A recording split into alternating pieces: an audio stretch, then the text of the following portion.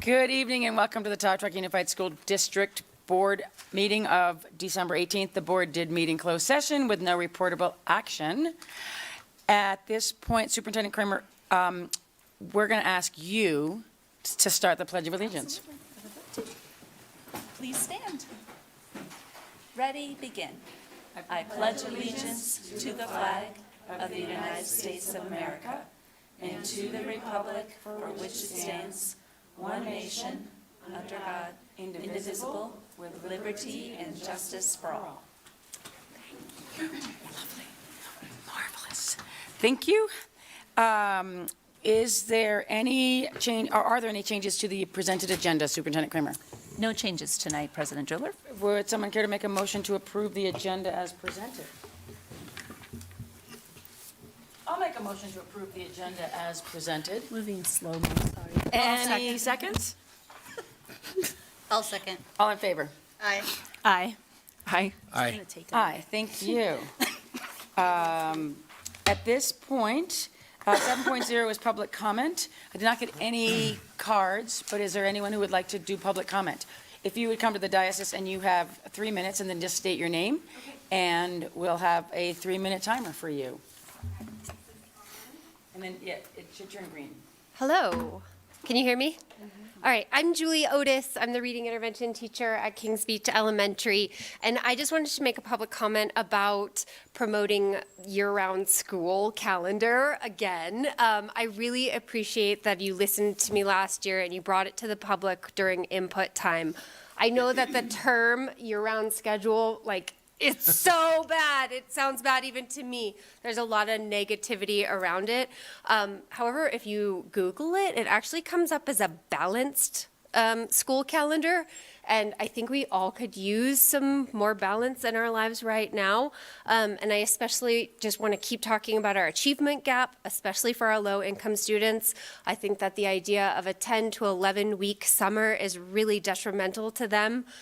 For some students who have opportunities, it can be an amazing time, even myself included. I love my summer. However, I think that for what's best for students might be looking at a different calendar. And so oftentimes a balanced calendar is usually, 8 to 10 weeks on, 2 or 3 weeks off. This can give students more opportunities during those 2 to 3 weeks, especially students that are behind. They can do a crash course before their class. So imagine a 2 to 3 week biology intensive. They learn all that vocabulary that just can get them to the same level so that when they take the class, they're at the same level as their peers. Instead, they're doing these things afterwards and it's too late. They'll never catch up. So I'm thinking of, starting to talk about this now. I know that it's not on the docket for a while, but if we put in the research, if we think about it for the future, maybe we could get there. It also is better for teacher burnout. I know that this is something that the district is addressing right now. We're doing a lot of self-care and things for teachers. However, it has been proven to be better for teachers to be on a staggered schedule. And I'm looking at my notes, sorry. And then lastly, as Thomas Jefferson said, if you want something you have never had, you must be willing to do something you have never done. So I am hopeful that, maybe we can consider this for maybe 2 years from now. All right, thank you. Will you just turn that off, Julie? Yeah. Oh, thanks. Thank you very much for that. Awesome. Is there any other public comment? We'll close public comment and move to 8.0 organizational meeting. Superintendent Kramer. And for our first item, I'm going to ask Trustee Hennessy to join me up at the podium. I'm having flashbacks of Judge, what was his name? The Truckee judge that retired. Yeah. I was Homer. scared of him. Yeah. And then he swore me in. Andy Homer. Yeah. So it is my pleasure tonight. It is my pleasure tonight to administer the oath of office to Trustee Hennessy, who is committing to another 4-year term as a Board of Trustee for the Tahoe Truckee Unified School District. So, Ms. Hennessy, If you will repeat after me, raise your- I, Chris Hennessy, I, Chris Hennessy, do solemnly swear that that I will support and defend the Constitution of the United States the Constitution of the United States and the Constitution of the State of California and the Constitution of the State of California against all enemies, against all enemies, foreign and domestic, that I will bear true faith that I will bear true faith and allegiance and allegiance to the Constitution of the United States to the Constitution of the United States and the Constitution of the State of California, and the Constitution of the State of California, that I take this obligation freely that I take this obligation freely without any mental reservation without any mental reservation or purpose of evasion, or purpose of evasion, and that I will well and faithfully discharge the duties and that I will well and faithfully discharge the duties upon which I'm about to enter. upon which I'm about to enter. Thank you.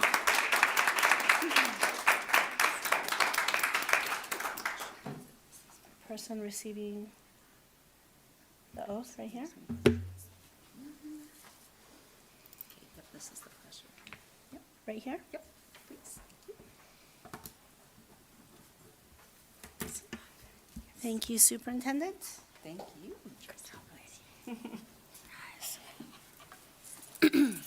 And at this time, I'd like to invite Trustee Levac up to the podium. And it is my pleasure to ask Trustee Levac to take the oath of office for another 4 years as a Board of Education trustee. Thank you.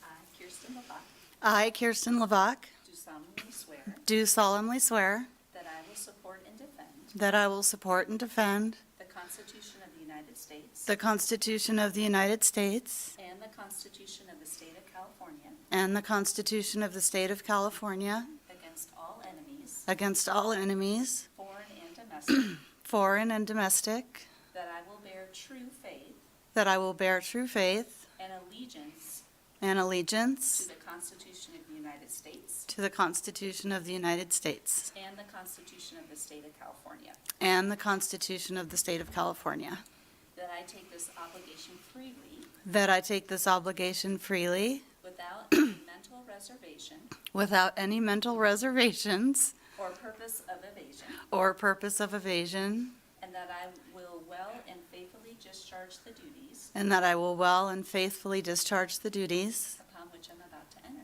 upon which I'm about to enter.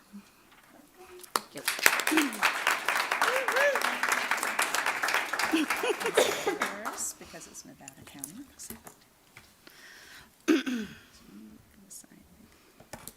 Okey-dokey. Little shaky signature. Thank you. Mhm.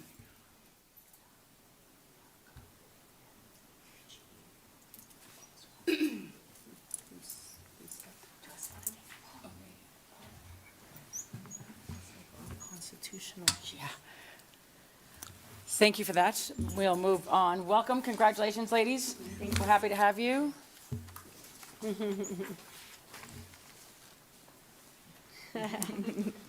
give him a night off. Our honorary. Nice to see you guys. Thanks for coming. No, good effort. We'll move now to the election of officers, and be 8.2, Superintendent Kramer. We'll send that back to you for So starters. during this time, the board has the opportunity to discuss who they would like to elect as the president of the Tahoe Truckee Unified School Board, and then who will serve as the clerk for the upcoming term, for one year, one calendar year. I keep wanting to say school year. So I'll open this up to the board at this point. Is there anyone that would be interested in taking the president position? No, but I'm wondering, do the president and the clerk wish to step down? No. That's a good question. I'm happy to continue serving as clerk unless someone wants the challenge. And I'm happy to have you continue to be president if it seems like that's what you would like. I'm happy to support that, seeing that no one else is speaking up Jumping up. about being president. Yeah. Well, for my part, then, if neither one of you wants to step down, then I'm certainly happy with you to continue. I agree. I agree. You're both phenomenal. Yay, Well, easy thanks. peasy. Thank you. So Thank that- you for serving, Thank you. and you've If grown could a lot roll this it year. out. Proud of you. Wow. That was quick and easy. Okay, moving to, thank you, guys. I'm excited about my new adventure. I will move on to 8.3. Superintendent Kramer ratifying dates for the 25 board meeting calendar. I think there's an action for each of you. Someone Oh. nominates the president, someone nominates the clerk, and they vote. Thank you. So let's just go back a little bit. Let's go back to 8.1. And is there a motion for 8.1, which is the swearing in of returning board members Chris Hennessy and Kirsten Levac? Is there a motion on the table to approve that action? I'll move that we approve and accept the action of the swearing in of board members Hennessy and Levac. Perfect, I'll second. All in favor? Aye. Aye. Aye. Aye. Aye. Thank you, Pat. And then for 8.2, the organizational meeting, is there a motion on the table for 8.2? I'll move to approve, I guess is the right word, approve the election of trustee Hennessy as clerk and trustee Driller as board president. And a second? I'll second. All in favor? Aye. Aye. Aye. Aye. Okay, thank you very much for that, Lupita, sorry about that. Okay, and now we'll go back to the 8.3 ratifying dates for the 25 board meeting calendar. Superintendent Kramer. So you'll see in your attachments that we have the proposed dates for the calendar year of 2025, and this is an action item. I'm happy to answer any questions about the proposed dates. Perfect. Were there any questions for the, or any questions about the presented calendar that we have in our backup from the board? No. Okay. Is there a motion, or could I have a motion to approve the 25 board meeting calendar? I'll move to approve the 2025 board meeting calendar. Second? I'll second. All in favor? Aye. Aye. Aye. Aye. Aye. Perfect. And then now, we have the Committee of School District Organization, Superintendent Kramer. So each year, we ask our Board of Trustees to elect one of you to serve on the Committee of School District Organization. The primary responsibility of this county committee, you're going to vote for who serves then on the county committee. And this county committee oversees organization of school districts through possible transfers or reunification. So this would be a representative that will vote for who is going to be on that county committee that represents the entire Placer County, all of the school districts in Placer County. Thank you for that clarification of that, and I do believe that we have had, trustee Levac has graciously held that role. Are you interested in continuing? Yes, please. Perfect. Any board comments on that assignment? Perfect. This is an action item as well. So I'll make a motion to approve Kirsten Levac to be the committee representative for the school district organization. Can I get a second? I'll second. Oh, perfect. All in favor? Aye. Aye. Aye. Aye. Aye, thank you. Whew, lot of things happening. That's great. Thank you for that. Moving to 9.0. Student representatives, excuse me. Let's start with Sierra High School. Quinn Holen, thank you for being here. I bet you're excited.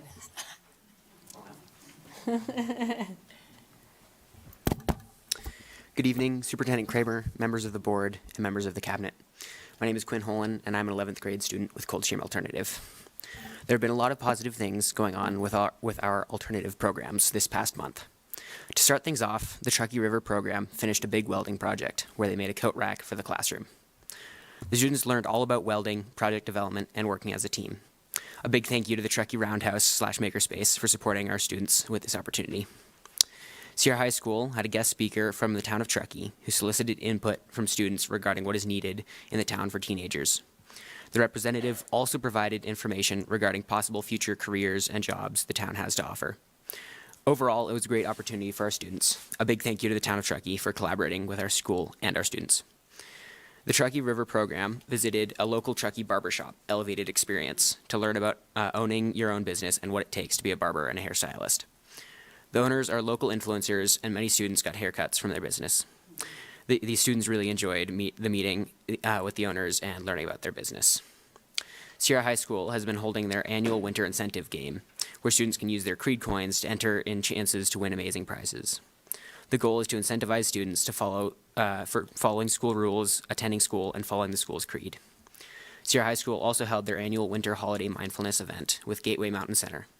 Students had opportunities to work on various mindfulness arts and crafts, which help to promote healthy living and lifestyle. Students really enjoyed this event. A huge thank you to Cindy Maisel and the STEP program for starting a teen dad group who meet once a week. During this time, teen dads, or soon-to-be teen dads, learn how to be successful, supportive, and amazing fathers. This has been a great opportunity for our teen dads to learn about parenting skills and have a support system. A big thanks to the Sierra Community House for leading the group. That's it for tonight. Happy holidays. Thank you for that. That's a lot. You have 2 schools to take care of. You had bonus points. Thank you for that, Quinn. North Tahoe, we have Val and Camilla. The team. 3 was that. 3 schools was Oh, sorry, 3, Quinn. You actually had 3 because of STEP. It's a lot. I would ask your principal for a raise.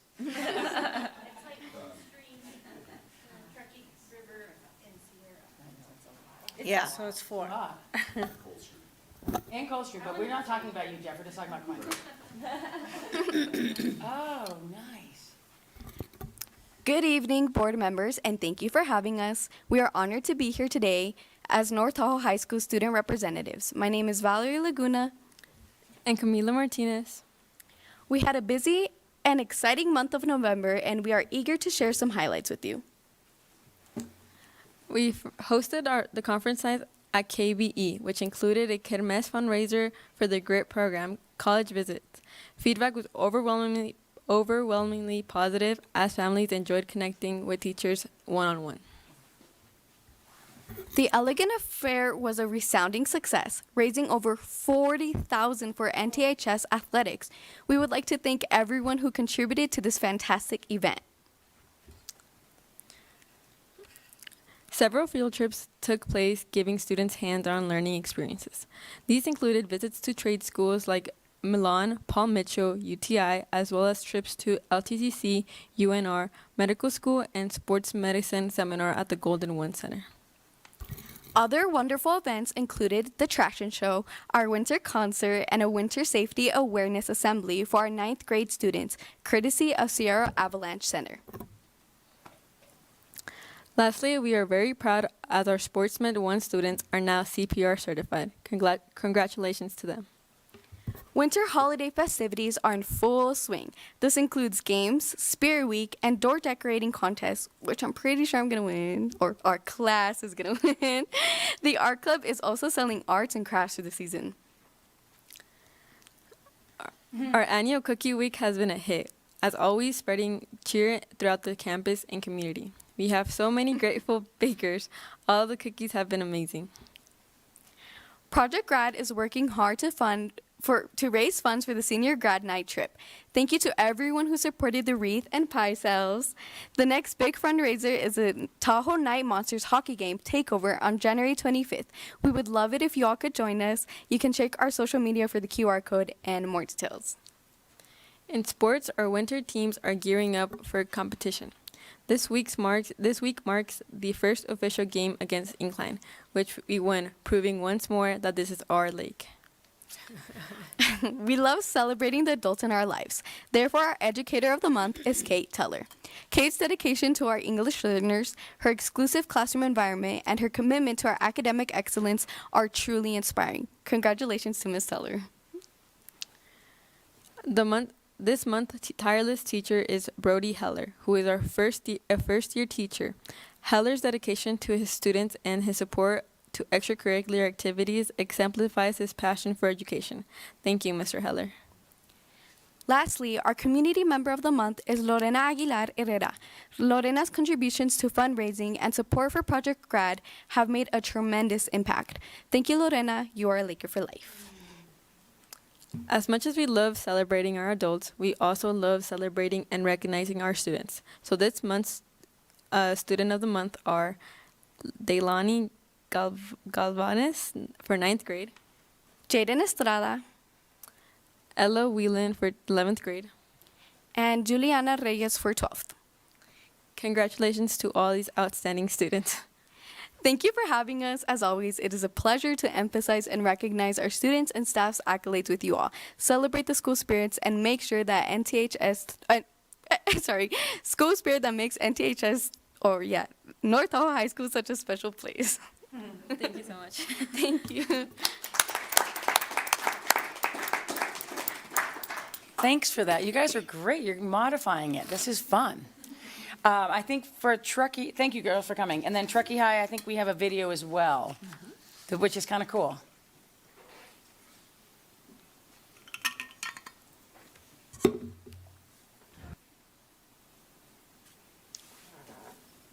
We're excited to host a Parents' Night on January 16th for our community. Sign up students that are already enrolled in TTUSD starting at pre-K or potty-trained preschoolers. This event will be a fundraiser for $30. We will be watching your children from 5 to 8 p.m. on January 16th. We will have crafts, games, and snacks, and babysitters will be CPR certified. Truckee High started food waste sorting. SWEP staff, along with TTUSD Sustainability Manager Erica Mertens, partners with Keep Truckee Green and the Envirution Club at Truckee High, and students will be evaluating the current waste situation. And on December 16th, we started food waste separation tables in the cafeteria. For Thanksgiving, leadership made paper cutouts around the school with students' names on them and nice qualities about them. We also made turkey cutouts to put them on teacher and staff doors with reasons why we're grateful for them with turkey feathers. Sustainable door decorating competition. We are decorating all the door frames in all the classrooms for competition throughout the school, and we're also doing a positive mentorship continuing with the Truckee Elementary School, decorating their doorways with the students too. Our judges for the high school are Superintendent Kramer, District Sustainability Coordinator Erica Mertens, and the administration from both Truckee High School and Truckee Elementary School. We are using all recyclable and reusable materials to decorate. According to the Environmental Protection Agency, the average household produces up to 25% more waste between Thanksgiving and the New Year's Day. This extra trash amounts to roughly 25 million tons of garbage. We are doing our best to reduce that here to TTUSD. All our winter sports are kicking off. We have snowboarding, basketball, cross-country skiing, wrestling, and alpine skiing. Jazz band lobby concerts before school, a positive, welcoming way for students to enter school and start their days. Alpine's first race yesterday. There was a great first race for the Alpine team at Palisades. It was a cold, windy, and snowy day, but the girls crushed it, with Caroline Ehrman in first, Elise Hutchins, Zoe Carlson, Ramsey Tenix, Emma Jennings, and Callie Bynes all in the top 10. Boys did great too. Carson Koch got second, and Trevor Ellis fifth. Calder Crossan in 12th. The Fall Play wrapped production on their phenomenal show, Almost Maine. Need a holiday gift? Buy a Truckee crew neck or hoodie. QR code here. Thanks to Bridge Club, they made holiday cards for the senior citizens. Thank you for all the community members that donated blood to the blood drive. We were able to gather 83 life-saving units in those 6 hours. On December 12th, Truckee High Envirution Club and North Tahoe Envirution Club put on the trash and shows at Kings Beach Elementary and Tahoe Lake Elementary.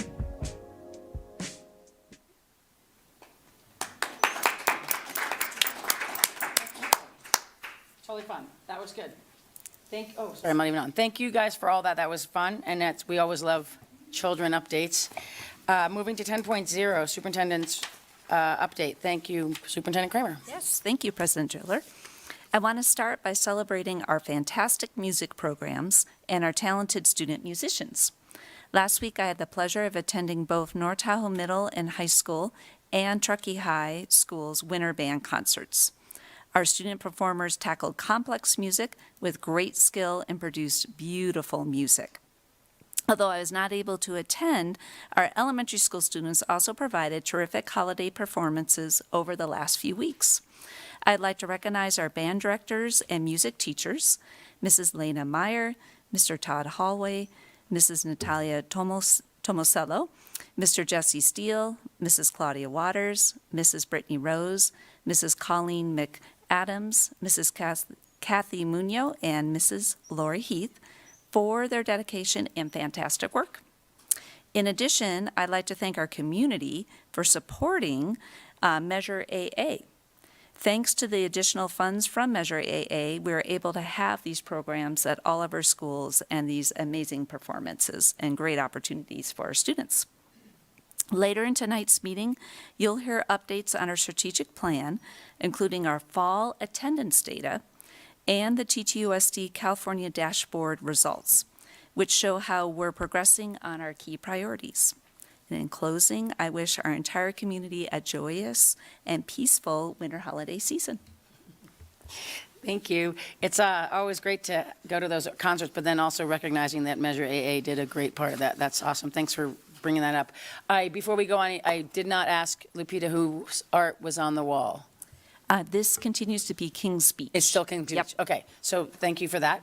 I'm just looking right over Paula's head, and there's lots of things behind me, or behind you. Okay, moving on to Business Services, Superintendent Kramer. For this item, we're going to turn to our Chief Business Officer, Assistant Superintendent, Mr. Todd Rivera. Thank you, Superintendent Kramer, President Driller, members of the Board of Trustees. So we're bringing a change order with State Roofing in the amount of $68,011.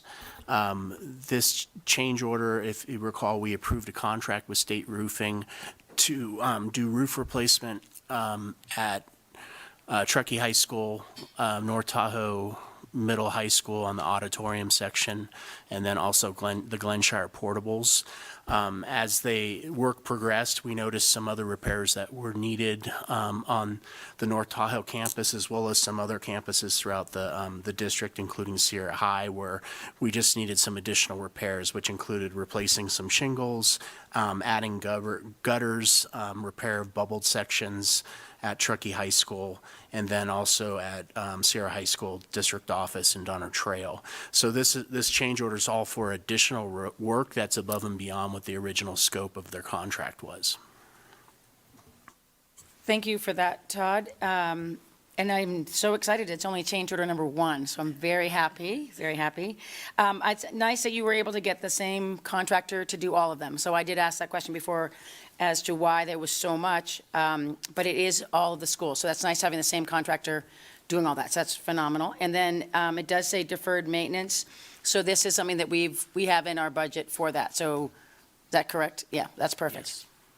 Any other questions before I jumped on that, sorry. Okay. Any other, okay, with that, this is an action item.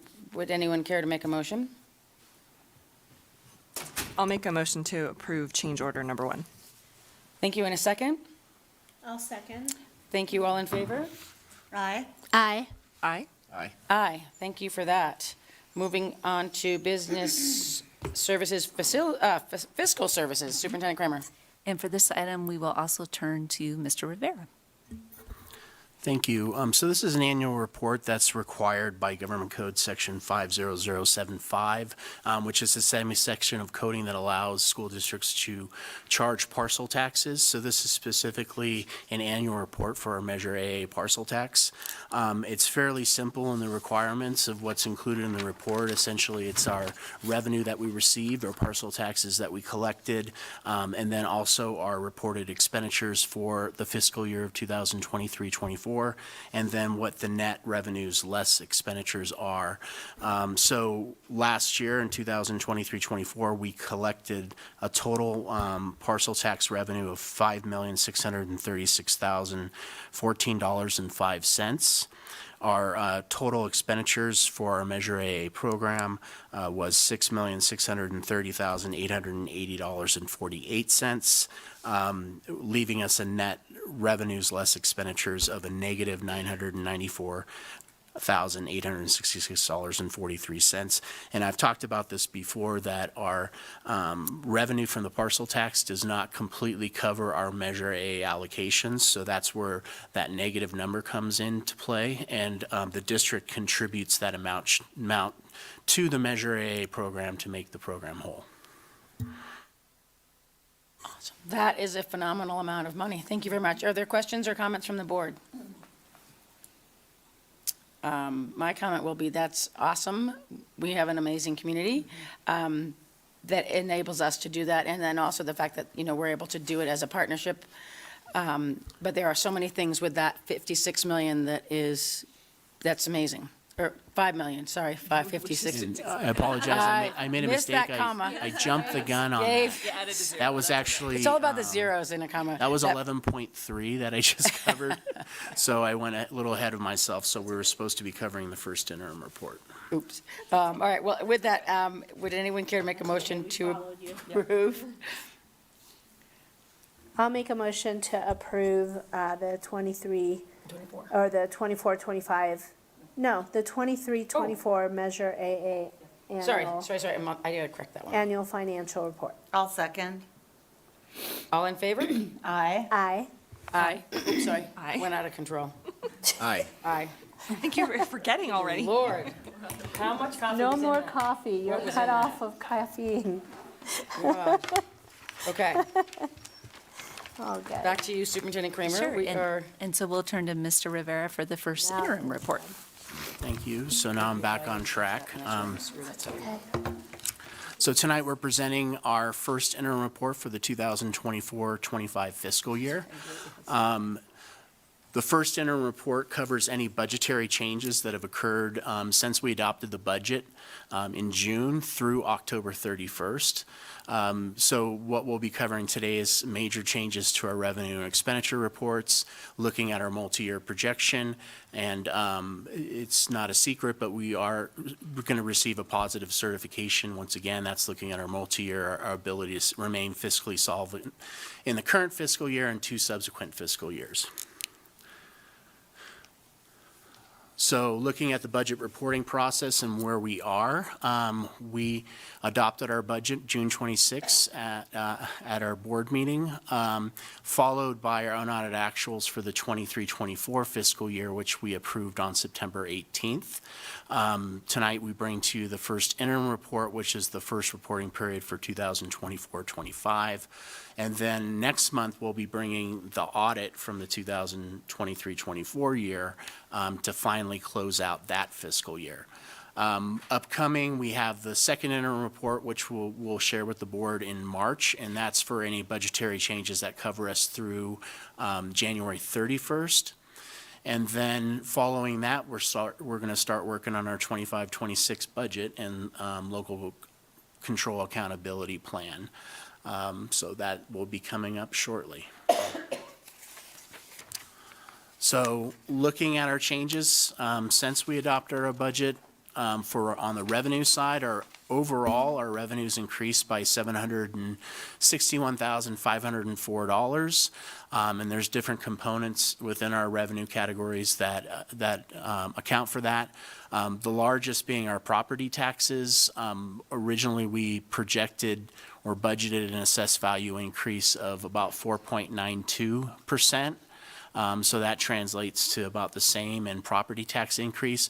Our assessed values actually came in at 6.01%. So we are seeing assessed values still coming a little bit higher than what we projected, but it's starting to kind of be at a diminishing level. For example, last year we projected 5% and we came in at 7.22. So we're not seeing as big of a gap from what we projected as we have in the past.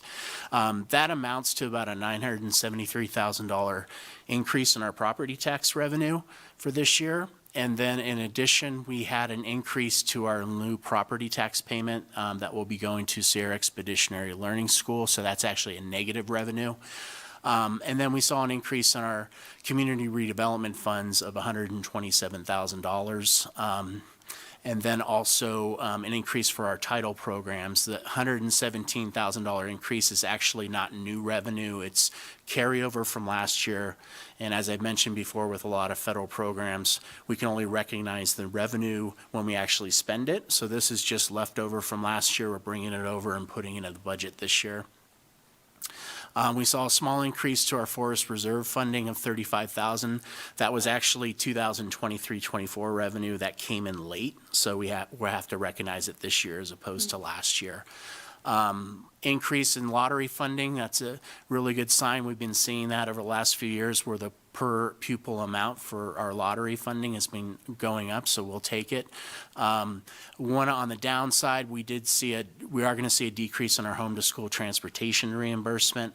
That's based on prior year expenditures, and when we originally projected this, we thought our cost or our expenditures would come in much higher from the 23-24 year, but we ended up seeing additional savings that we weren't expecting. So that reduces our reimbursement by about $119,000 this year from what was budgeted. And then we are seeing a slight increase to our federal and local special education funding of $60,000. I've increased our interest earnings. We've been doing very well with the county pool over the last year or so, where we're seeing returns in anywhere from 3.2 to 3.8% on an annual return. So that is much improved from what we were seeing a couple years ago. And then we will see an increase in our retiree health and welfare benefit premium payments of $100,000. And what that is we have retirees that are on health plans through the district, and they pay for their premiums directly to us. And because of the rate increases, our revenue or our payments are going to increase from retirees. We are going to see a decrease in our Washoe County tuition. We used to receive about $700,000 to $750,000 a year for approximately 90 plus kids that were attending our schools from Washoe County. That number has been decreasing over the last year or so, and now we're probably in the mid-60s ranges, so that does have an impact on what we receive from Washoe County. You'll see a pretty big decrease in local donations there. That's not actually saying that our local donations are decreasing. That's kind of a correction to our budget. Usually we don't budget revenue for local donations till we actually receive it, but we had included a pretty large number from what we received last year in the budget. So now we're just kind of correcting it, and we'll continue to add that as we receive donations from local community members. The decrease in arts, music, and schools funding of $577,000. I think I even talked about that at budget development. It was caught kind of late, but mistakenly we had double booked the revenue. It does not have any impact on the overall unrestricted general fund. This is money that's specific for arts and schools. So we're just taking that revenue back out, and we'll be receiving a little over $500,000 this year for that program. We will be receiving, I'm sorry, go ahead. Who funds that? That is through Proposition 28. That was legislation that was passed, I want to say 2 years ago or a year and a half ago, where the voters approved to provide additional funding for music in schools. And how that's calculated every year, so it's in law that this has to be provided to school districts, is they take whatever that Proposition 98 money amount is, which is the funding minimum from the state of California for K-12 schools, and the value of the arts and music has to be 1% of that value.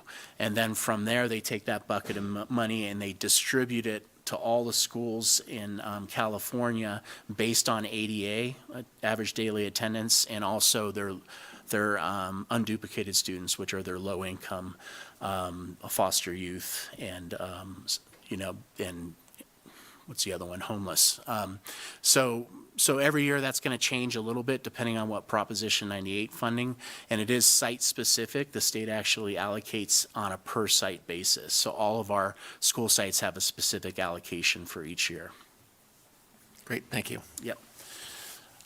We will be seeing a decrease in our expanded learning opportunity program, and that program, again, is our after-school program for grades TK through 6 is currently being provided through the Boys and Girls Club. This was just a reduction in funding that wasn't anticipated at the time we adopted the budget.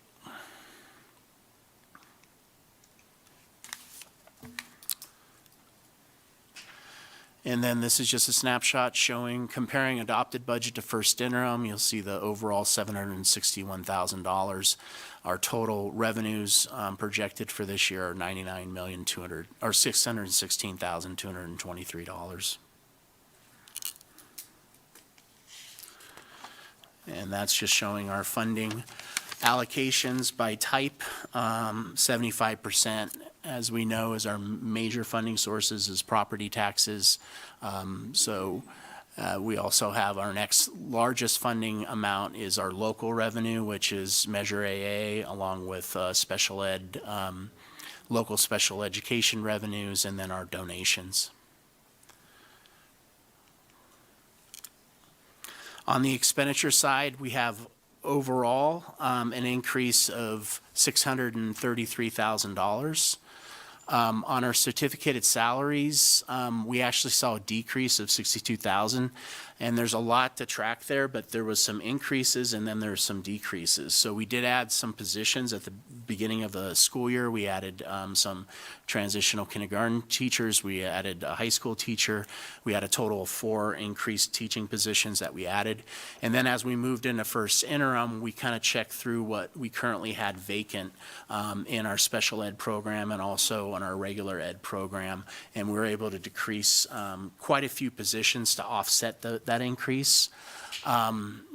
In addition, there's different increases for extra duty and decreases for extra duty. So it's kind of a lot of in and outs, but the net effect was a decrease in our overall positions. Classified salaries, again, kind of the same thing. We added 7.6 positions since we adopted the budget. A lot of that was special education instructional assistants, regular instructional assistants. We also added some child development instructional assistants and then some cooks for our food service program just because of the increased demand on food service. A lot of that was offset from vacancy savings. We still have a number of vacancy savings in different areas of the district, the largest probably being our transportation department. And then there was a lot of changes with overtime, extra duty accounts as well. And then on the benefits side, that includes payroll liabilities, but also our health and welfare. So a lot of those changes in the certificated and classified salaries, created a decrease in our benefits. So all of that was a result of all those positional changes that we saw. And then on the materials and supplies side of things, that's for the stuff, we decreased by $201,000. We actually had, again, it's a combination of increases in some areas, decreases in others. We had an increase for our Title I of $98,000, and that was from our carryover from prior year. A lot of times with the carryover initially, we have to put it somewhere, right? And that could change over time. That could be moved into positions or it could be moved into professional service. But as a placeholder, we put it in the materials and supplies category. For our CTIG program, again, we had carryover that we budgeted from the prior year of $248,000. We put that in the materials and supplies as a placeholder. We're now taking it back out because we're not going to need it, and we're going to carry that forward to next year. So that will be available. It's not lost revenue. And then, oh, I'm sorry, CTIG is Career Technical Education Incentive Grant Program. So that currently helps fund some of our pathways that we have at our high schools. And then, of course, there was a lot of decreases and increases due to account reclassifications. That's when, for instance, a Measure AA account will be budgeted originally in materials and supplies, and the site decides they want to move that to do a field trip instead of buying materials. So this is probably the largest change on the expenditure side for our budget at first interim. We saw our professional services, that includes our operations as well. It's not just consulting agreements. It includes everything from utilities to snow removal contracts to some of the software licenses that we use. So we saw an increase of $1.07 million there. Part of that was related to an increase in our instructional materials, licenses, and software. That's usually funded through our lottery funds. And that was just kind of probably most likely a one-time deal, that increase that we're seeing. We did increase our utilities a little bit, specifically to our electric, just to account more for the Liberty Utilities rate increase that we're seeing on our lakeside schools and at Glenshire. And then we did see an increase to our technology licenses and administrative software. That's just for maintaining our secure network, and added things that we were due for through whatever from our firewall to, just making sure that internet usage is being used appropriately. And then we added some HR-related softwares and fiscal softwares that are going to assist with, just being more streamlined and efficient. One thing I want to talk about is the $147,000 increase for professional services related to capital improvements. What that is that's actually funded through our redevelopment pass-through funding, which is restricted to be used for capital improvements in our school district. So we've added a couple things to that, one being our employee housing, affordable housing contract with Education Housing Partners. In addition, we have some other contracts with architects and engineers just for evaluation of future projects as well. So we may or may not spend all of that, but we've earmarked it in that fund. And then another large increase was $241,000 for special education, non-public school emplacement. So that's for when we can't accommodate students through our special ed program, and we have to put them in another school, and this one happens to be a resident school as well. So we have to cover the cost of that. So that was an increase that wasn't anticipated initially. That will go on for at least another year. So we can expect to see that on an ongoing basis, at least for 1 more year. And then we had some small increases related to Title I carryover. So for our capital outlay, that's everything from capital improvement projects to equipment purchases that are valued over $5,000. We saw a decrease of $191,000. $219,000 of that was originally budgeted for capital improvements, again, through that redevelopment agency pass-through fund that we have. Specifically, I think it was our roofing projects. We were going to fund some of it with deferred maintenance, some of it with this redevelopment funding, and instead we were able to shift all of those expenses over to our capital funds and also deferred maintenance. So we're pulling that out now. And then we had an increase for our equipment purchases through Tahoe Truckee Media, and then also transportation purchased a refrigerant charger so that now we can charge up our own air conditioning on our fleet.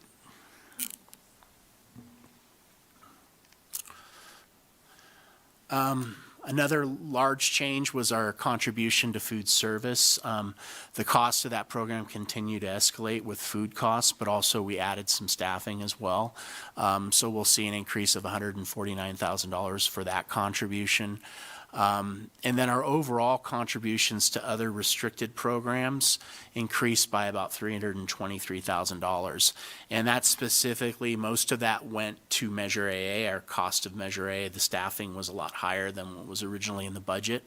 So we're contributing more from the unrestricted general fund. And then also our wellness programs. And some of that might be reduced a little bit because I think we have some additional money that we can apply to wellness. We're just kind of making sure that we were going to receive it. So some of that will reduce a little bit. Our expenditures comparison to our adopted budget, right now we're at 9.8 million compared to 99.2. And then looking at our expenditures, and of course our largest percentage is for salaries and benefits. So looking at our fund balance, how we think we'll end the year. We expect our reserve for economic uncertainty to be just a little over $18 million.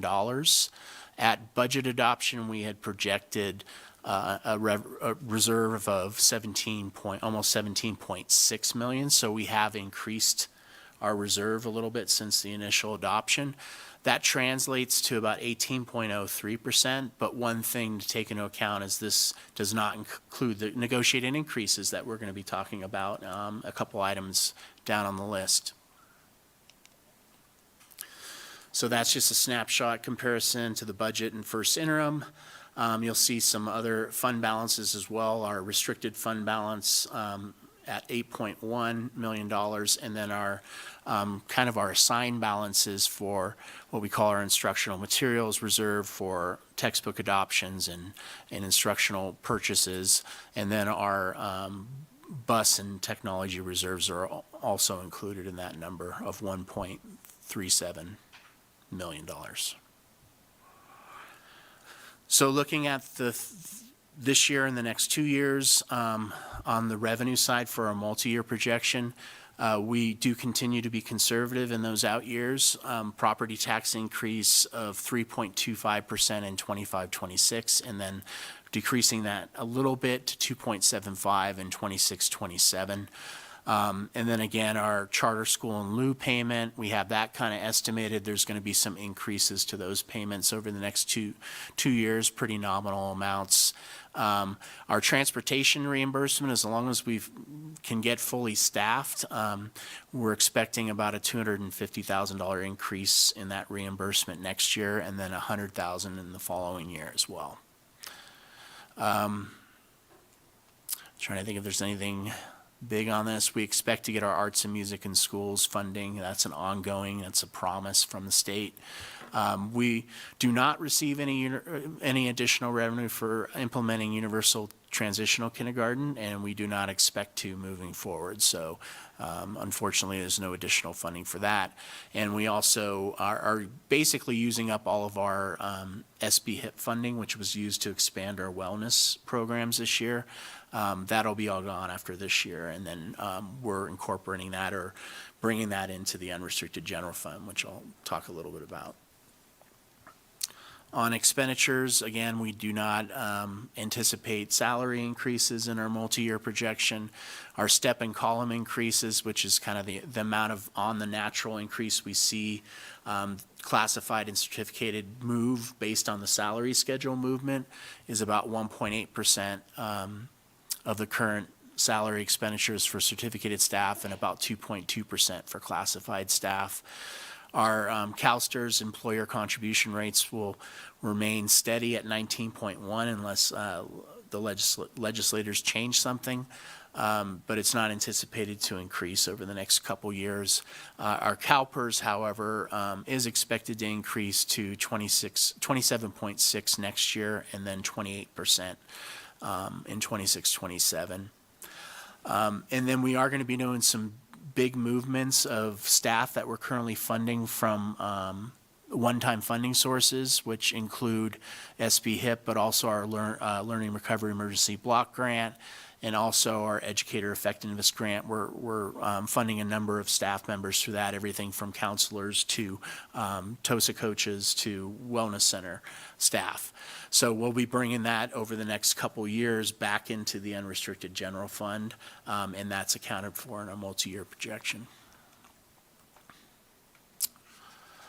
And then I'm being very optimistic, but I think we're going to reduce our food service contribution in about $100,000 in next year and then $30,000 the following year. We are really working on marketing and trying to get more participation, and that's what really brings in the revenue for us and offsets some of the high cost of running that program.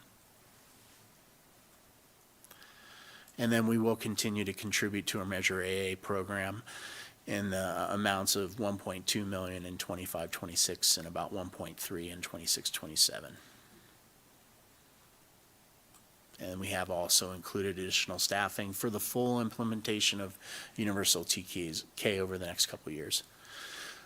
So looking at our fund balances on the multi-year basis, again, you'll see the current reserve at $18 million. And this is assuming that no additional expenditures are happening, no salary negotiated increase happens. So you'll see that reserve continue to grow year after year to $23.9 million in 26-27. But we know that's not going to happen because we have some AB 1200 disclosures to show you and see what the new impact is. So coming up, January is when the governor's first budget comes out for 25-26. So we'll see if any of that impacts us or will impact us either in the current year or next year. And then we'll have our second interim report, like I mentioned, by March 15th. And then that's followed, of course, by our budget development. And then right around that time is when the governor's May revise comes out. So that's about it. Any questions at all? Thank you very much for that, Todd. Any board comments or questions? Looks good. Thank you for being conservative. That is an... I don't have any questions, Oh. but I just want to make a statement. So when we were Thank at you. the school board conference, I had spoken to a lot of trustees from other districts that are just struggling with their budgets. And I so appreciate our responsibility that we have here to keep everything, just tip-top shape. And our budget that's always is very thoughtful.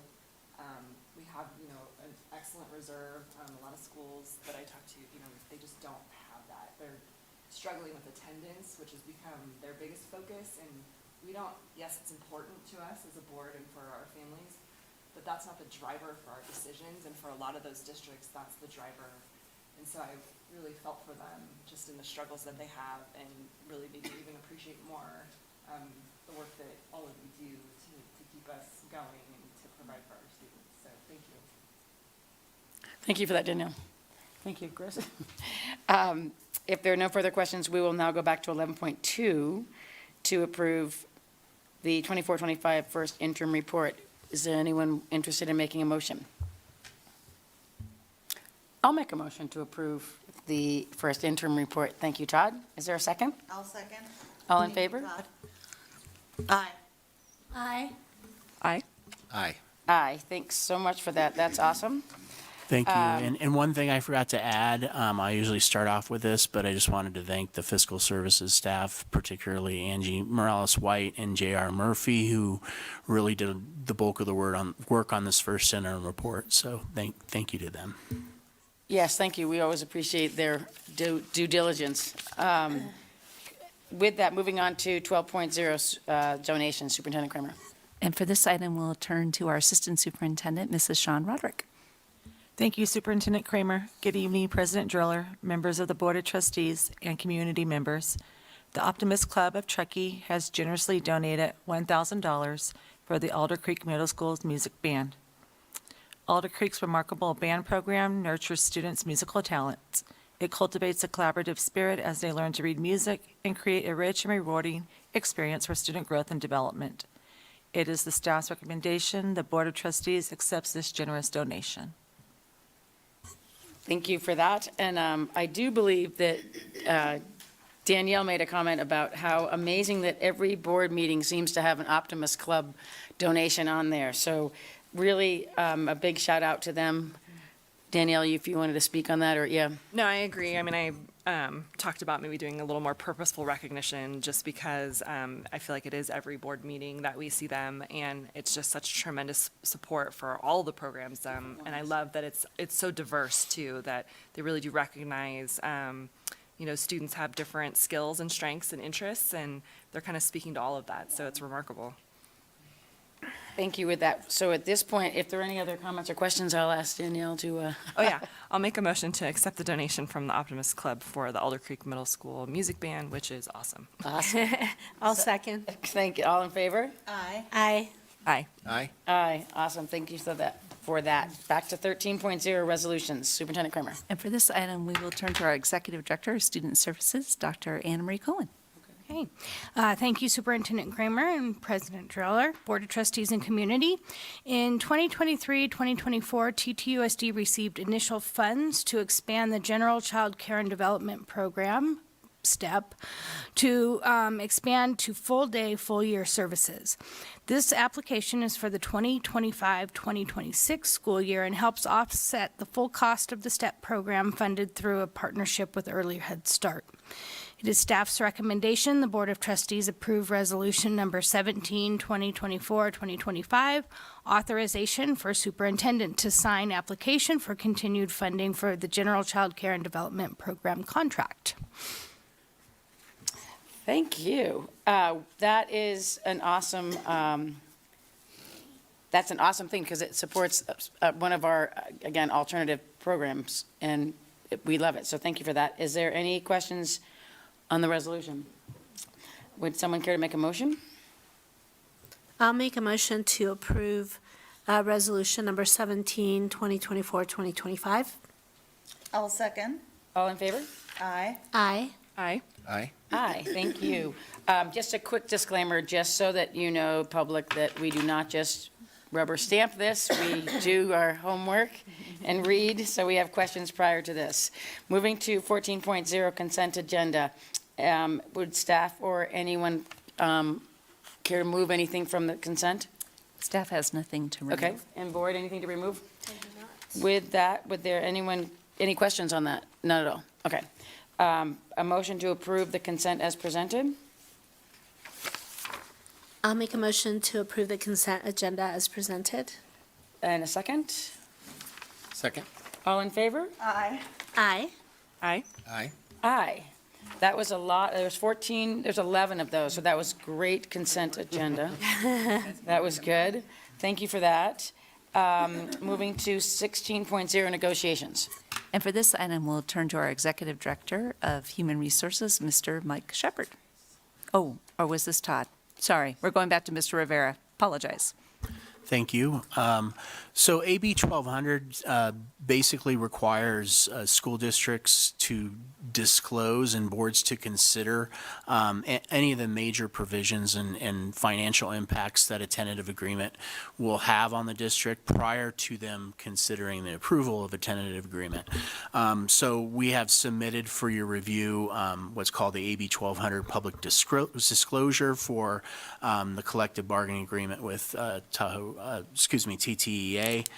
And included in that agreement, the major compensation provisions of this agreement include the compaction of the current salary schedule by one step and the advancement of all employees up to one step on that schedule, on that new schedule. So we're going from a 23-step schedule to a 22-step schedule. In addition, we have also included some incremental increases on what was formerly known as the longevity steps, and that's the areas of the salary schedule on each column that repeat themselves for multiple years. So there is a 1.5% increase, kind of an incremental step ladder that was created within the schedule as well. And then on top of that, the final change to the salary schedule was on the top step of each column. We have increased that by 3.33%. The total value of that salary schedule change is approximately 3.35%. In addition, we have increased our health and welfare benefit contribution cap approximately 11% for each tier. And the value for that was approximately 0.8%. In addition, we did change some stipend amounts on a few of the stipends included in the contract, including cheerleading moving from a 5% to an 8% stipend.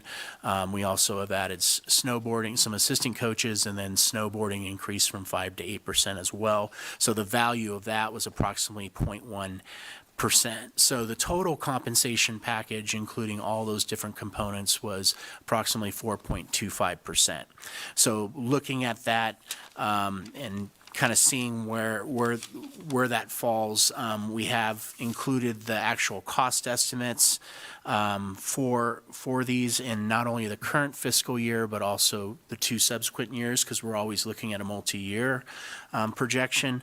So in the first year, the estimated cost of this agreement is $1,444,764. In year 2, that cost increases to $1,622,073. And the reason for that increase is not only step and column increase estimates, but also we will realize the full impact next year of the health and welfare contribution increase, because this year it's only going to be effective from January moving forward. So we're only seeing about half a year of impact on that. And then in the third year, that amount is $1,645,803. Looking at the financial impact in the full financial impact of this in the current and subsequent fiscal years, we have also included under the other additions or revisions the cost of our other collective bargaining agreements that we'll be sharing with you shortly as well for our CSEA unit. In addition, we've also included the estimated cost for our mutual agreements for increases with our confidential and management staff as well. So looking at that, we've added to the cost I just mentioned for TTA also a 3.17% salary schedule increase for CSEA, a 3.64 salary schedule increase for our confidential staff, and then a 3.46 salary schedule increase for management. All groups will also receive that 11% health and welfare contribution increase. And the reason why you're seeing different amounts that were added to the salary schedule for those different units is because the cost of that health and welfare cap increase is different for each unit. So essentially, all units will be receiving a total compensation of 4.25%. So looking at the multi-year impact, actually the current year, in year 1, our current reserve will drop from $18 million by about $2.7 million, which is the total cost of the compensation package for 24-25. That reduces down to now $15,263,000, which represents about a 14.88% reserve. In year 2, we do see a little bit of additional deficit spending in that year. Our reserve will reduce by another $134,000, and that drops our reserve to just over $15.1 million, which is a 14.69% reserve.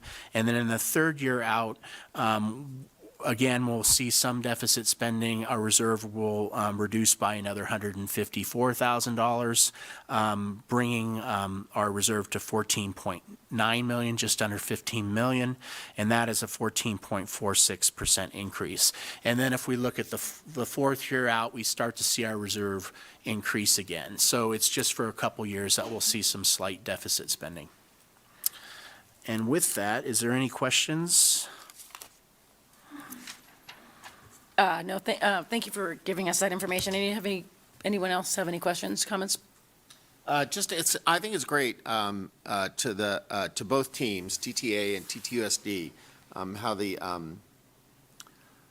changes that were made for this year are not just sort of a broad-based approach to salary benefits, but we're sort of pinpointed and selected areas that were really needed to be addressed. And I think one of the most important things I think that was probably addressed was the compaction of the salary schedule. And I know that that's going to be a slow process. We can't do it all, where we want to be all in one year. But I think the previous year we reduced two steps and then one this year, and so we're moving in the right direction, and I think that's really going to benefit, not only will it benefit the current teachers that we have, but the more we compact that salary schedule to a more reasonable level, I think the more we will be able to attract quality teachers. So, well done. Thank you. Thank you for that. And that looks like an info action. So with this, oh, this one's just the info, sorry. Yep, that one, yep, now we're going on to that one. So with that, we'll move on to 16.2. And for this item, we'll turn to Mr. Shepherd. Thank you, Superintendent Kramer, President Driller, members of the board, and the Tahoe Truckee community. I'm pleased to present for your consideration the tentative agreement we've reached with the Tahoe Truckee Education Association, and Todd stole all my thunder, but there's a lot of great things that we mutually agreed to, and we had very collaborative and productive sessions, and I'm not speaking for TTEA, and I know they will speak at some point tonight, but we're very pleased, and with that, do you have any questions? Sorry about that. No, anyone have any questions? Thank you for sharing, and I'm sorry that you have no thunder, but I think it's there. But still, thank you for the great work that you did in the negotiations. We really appreciate keeping things at a calm level and keeping things, I mean, you're a professional, so you know that, but keeping things in that manner. Thank you. It is a team effort, and we have a great negotiations team, and it's easy to reach agreements with great teams to work with, so thank you. I will say that is something that we, I'm jumping the gun a little bit, but we went to the CSBA conference, and not every board is like this, and not every negotiating team is like this. And so we are extremely, we're acknowledging that, but really thankful that we do have the team that works together. There's so many things that are so different in other places, and we appreciate and thank you guys both, and everyone, but that it makes a huge difference. So with that, I would ask for a motion on the table for 16.2. I'll make a motion to approve the 2024-2025 tentative agreement between TTUSD and TTEA. Thank you. And a second? Second? All in favor? Aye. Aye. Aye. Aye. And aye. Thank you. This brings us to 16.2. Superintendent Kramer. 16.3, we will turn, that's okay, we'll turn back to Mr. Rivera. Thank you. So this is a second AB 1200 public disclosure of the financial impacts of our agreement that's being proposed with the California School Employees Association. Similar to TTA's agreement, there was a salary schedule increase of 3.17 in the case of CSCA. In addition, there was a health and welfare benefit cap increase of 11%, which represents about a 1.08% increase for the CSCA group, and that's the value according to what a 1% value increase would be. And then in addition, we did agree to some range changes of moving positions to new range classifications that included our cooks, moving up to a new range, our transitional kindergarten instructional assistants, our bilingual instructional assistants, and then our child care instructional assistants as well. So all those will be on a new range moving forward, retroactive to 7/1. And I should also say that all these agreements are retroactive to July, with the exception of our health and welfare contribution, which moving forward is going to be January 1st. Looking at the impacts, so the cost of this agreement for year one for CSCA is $881,042. Year two, that increases to $1,004,379, or $97 rather. And then the third year out, the value is $1,023,721. Again, when we were looking at the full impact of not only this agreement with other proposed agreements. We looked at the current year and the 2 subsequent fiscal years, and the same impact as what we talked about with the TTEA disclosure. It would be the same for CSEA. So we expect a little bit of deficit spending in year 2 and year 3, and then we start climbing out of that. But it's pretty minimal, and we're still maintaining well over a 14% reserve. Thank you, thank you. Comments from the board? Questions? That is an info-only item, so we'll move, thank you very much for that. We'll move to 16.4. Mr. Shepherd? Thank you. And for your consideration tonight, I present the tentative agreement with CSEA and similar comments, wonderful, productive conversations with their team. And we were able to mutually agree to several items that are beneficial for both the district and our members. And one thing I wanted to highlight is we added a professional growth incentive, which will encourage CSEA members who are either taking classes or trainings or are currently doing so, will be able to be reimbursed up to $600 annually. And that will also not only help them with current occupation they're in, but also if they signal, I want to become an HVAC tech or I want to do something else, we will certainly acknowledge that, and that's why we wrote this language to be a little bit unspecific so that we could meet members at their needs. And so with that, any questions?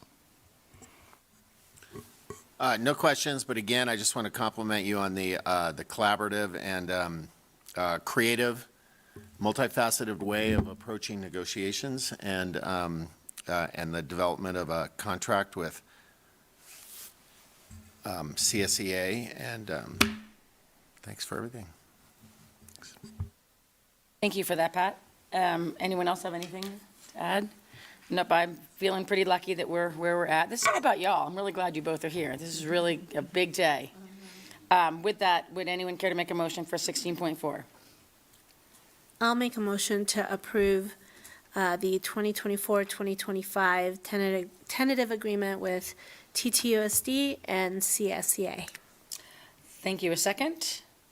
I'll second. And all in favor? Aye. Aye. Aye. Aye. Aye. Thank you. That was awesome. Great job.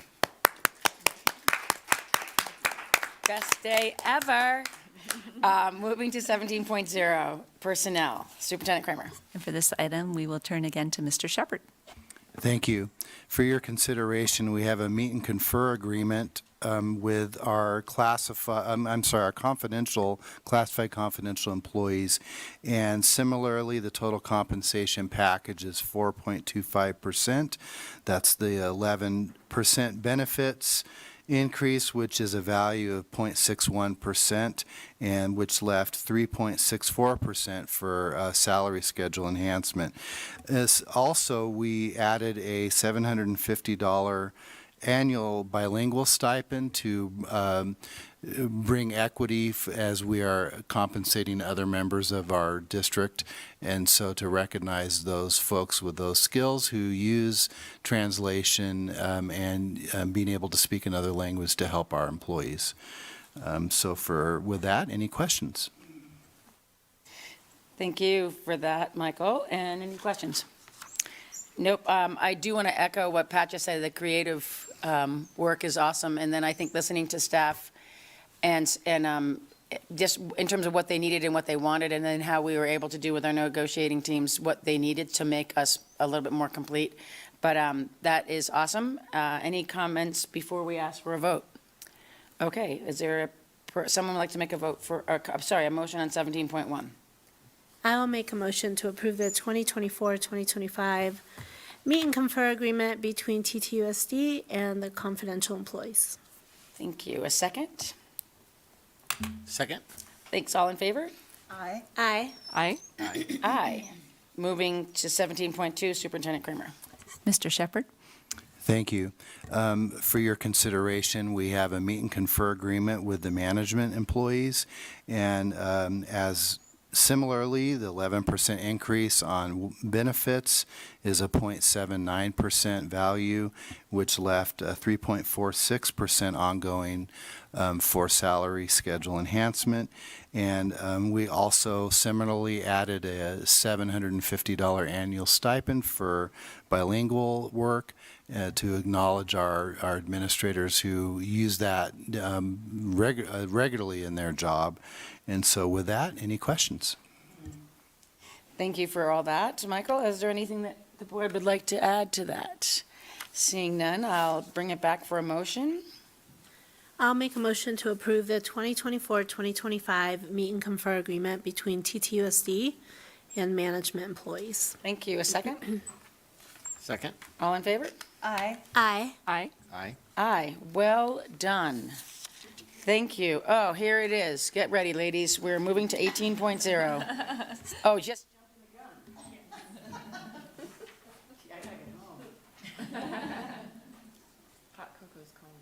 But I do want to say, the reason it is so long, I appreciate all your patience. A lot of it was all about you guys, so that you had to be here. But we only had one meeting in this month, so we kind of packed it in. But if you wanted the glory, you have to sit through it. I tried to get someone to come in for me today, and nobody would. So I'm here. Good evening to the board and the cabinet members and the public. I'm Melissa Cruz, chapter president for CSEA. I'm happy to report that we've concluded negotiations and settled on some very fair and important changes. We did a lot this year. Like, we were so excited. We wrote it all up on the board and took pictures of it. So it was a lot of work, but we were able to complete it in only 3 sessions, which was really awesome. I won't be super specific. You guys added some stuff, which was great, but we had quite a few range movements for classifications, as well as some new job descriptions, which is a great opportunity. We wrote up MOUs for the summer assistance program again, and our winter stipend, which is really appreciated. We discussed just some simple language in the contract, some changes there, but I'm really excited, and this was probably the best part, but you brought it up, was the professional development stipend, just to encourage and to support our members who are out there bettering themselves, trying to be better for the students they work with, maybe wanting to make changes within our district to do a different job. So to be able to do that was really cool. And it was nice to collaborate with the negotiation team on your guys, or on the district side, to figure out how and what it would look like, and then coming up with a nice little system. So that was great. Yeah, ultimately, I think it was all just to better what we're doing out there. And so it's exciting. We're still working on a couple job descriptions for the different departments, one with food services, and the other one still with maintenance and facilities. But yeah, RTA came back approved yesterday, which was kind of a little nerve-wracking, but we got it. Unfortunately, we have to say farewell to Nina Cromenhoek, our secretary. She's moving on to a different adventure. So we're working on finding someone to fill that position, but I had a couple volunteers already, so that's great.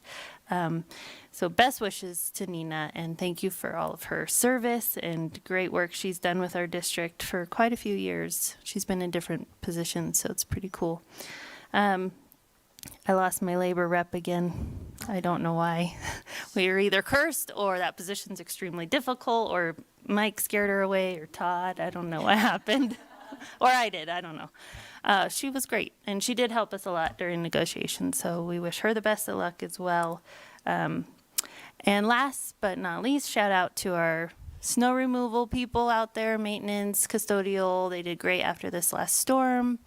I'm hoping for more snow. They probably aren't, but maybe at least until February. But yeah, so that's all I have. Happy holidays. TTEA. Paula, nice to see you. Okay. Good evening, Superintendent Kramer, members of the board, and the executive cabinet. Thank you for having me. My name is Paula Bossler. I'm the lead negotiator for TTEA. I was expecting to share my gratitude with you as a spectator tonight, but now I'm sharing it with you verbally. Erin Lefevers, our president, sends her regards. She couldn't be here tonight. And I'm here to say thank you. We really did feel like both our team and the district's team wanted to solve problems this year, and we tackled a lot of different varying areas with stipends, healthcare increases, and our salary compaction that we too know is an ongoing process that we need to tackle slowly. And we did, and we're very appreciative of that. And our members overwhelmingly voted to approve our tentative agreement. They thought it was a very strong offer that was fair and is only going to further help us attract and retain amazing educators to our district. So thank you. Thank you. I obviously want to spend a lot of time on that, but I'm going to move on. I also want to touch on a few other things that we're doing in our union. We ran a campaign with the standard disability insurance where every 3 years we can try and sign up a set amount of members. This year it was 14, where they can sign up for that insurance, both disability and life insurance, without a pre-health screening, so they don't have to list any pre-existing conditions and get covered. And we met that quota and then some, so we're very happy about that. And any members interested who are listening to this, you don't have to do the health screening, so please sign up. Now's the time. We can't do this again for another 3 years. In addition, we're looking to expand our fiscal service committee to have more oversight. Nothing in that area has happened. We just think it's important to have a committee, not just our president and treasurer doing all the work. So we're looking for more help in that regard. And at the state level, CTA is endorsing equity committees on all unions. So we are formulating that right now, trying to understand the process and what that entails, and we're hoping to have that up and running in the spring. And of course, all the holiday extravaganzas are happening, and we hope everyone has a happy holiday season. Thank you. Thanks, Paula.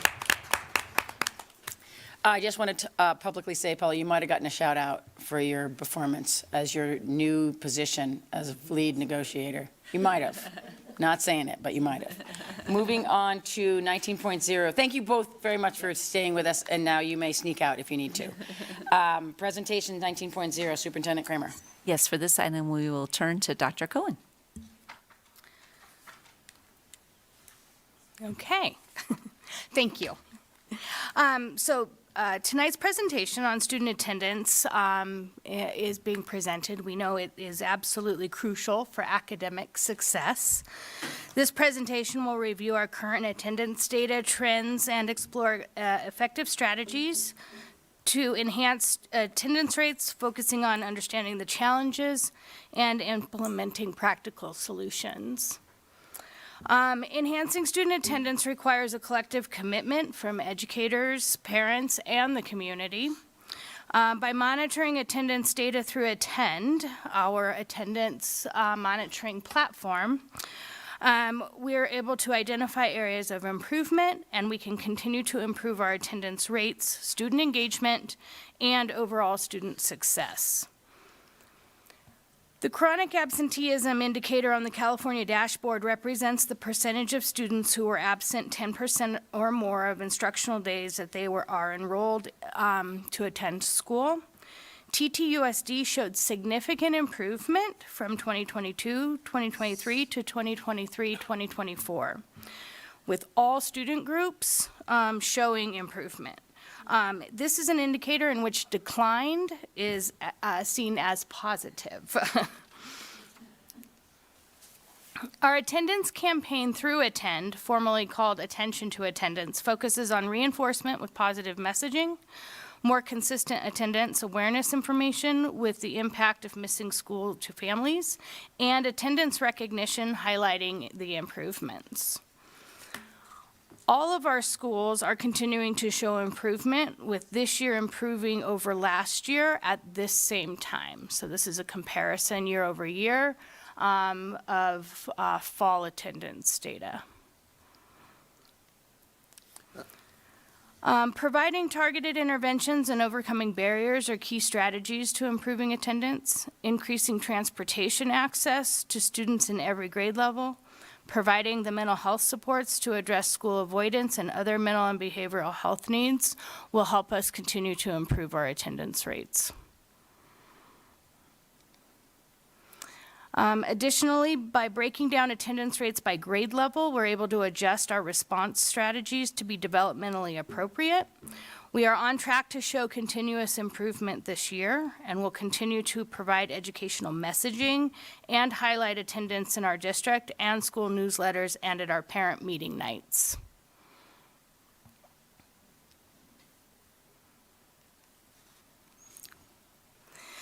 Here's an additional comparison graph showing improvements.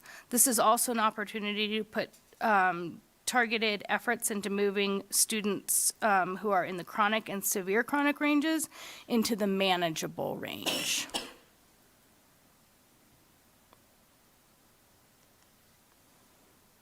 Monitoring attendance and the days in which there are excessive absences can allow for us to put targeted strategies in place.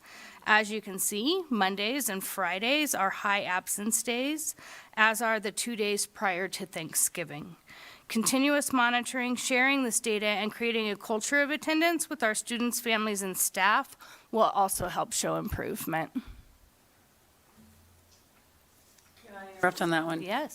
Just referencing the public comment in terms of all-year schooling, how when you have a vacation, there's a tendency to take an extra day because you just feel like you need a break. But interestingly enough, that's, just a thought.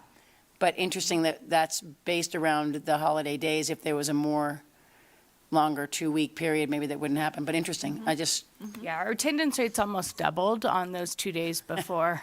Attendance absence rates almost doubled on the 2 days prior to Thanksgiving. That is consistent with what is happening across the state, I will add, so. Yeah, but we don't have to be like the state.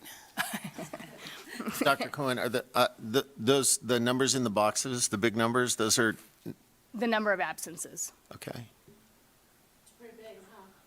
And I'm curious, how is a 0.5, like a student was absent half a day, something like, is that why there's fractions? Yes. Okay. And what are some of the, I'm asking these now instead of later while I'm thinking about them. I hope that's all right. That is Sorry fine. for interrupting. What are some of the tailored strategies that are available to address these hot spots? If you're getting to that, I can wait. I'm so glad you asked that question.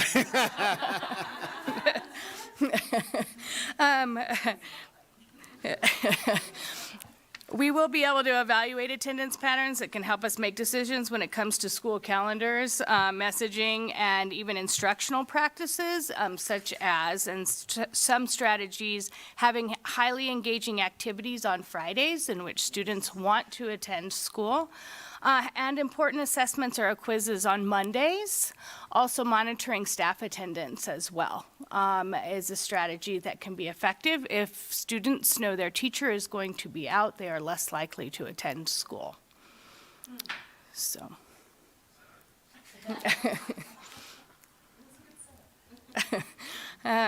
Attend allows us to look at each student in each category. Each school has the ability to identify and intervene individually with students and families. So every school site can see a graph like this. These are links actually in Attend in which you can drill down and identify students and families individually to look for consistent patterns and meet with families to individually address their needs or barriers that they might be encountering. So here you can see chronic rates by grade as compared to districts also using the Attend platform. So that's what that blue spaghetti line is right there. TTUSD has higher rates of absences in 7th, 10th, 11th, and 12th grades, which prompts us to investigate why.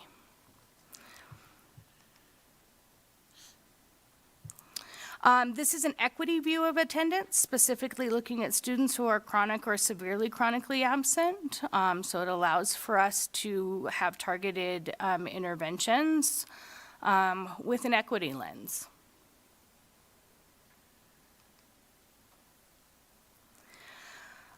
Engaging parents and guardians with a focus on attendance at meetings through regular communication and workshops can help families and the community understand the importance of attendance and how they can help in our students' education.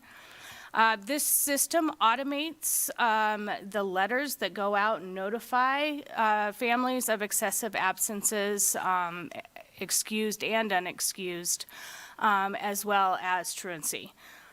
So with this, it does allow for our administrators to focus more on the positive communication and interactions with families rather than just the negative aspects of the letters themselves. We can provide education around what does it mean to build absences over time. So if you are missing 20 days of school a year, by the end of your 12th grade year, you will have missed up to 3 years of your education. That's important information, and once families know, it's a little bit of an aha. So, in conclusion, enhancing student attendance requires a collective commitment from educators, parents, and the community. You'll continue to see positive messaging through mailers and newsletters, attendance letters, and increase strategizing on how to decrease barriers and increase student engagement and attendance across the district. Our assistant principals, we discuss attendance regularly at our meetings and strategize on different ways that we can put in place, incentivize students to be at school. So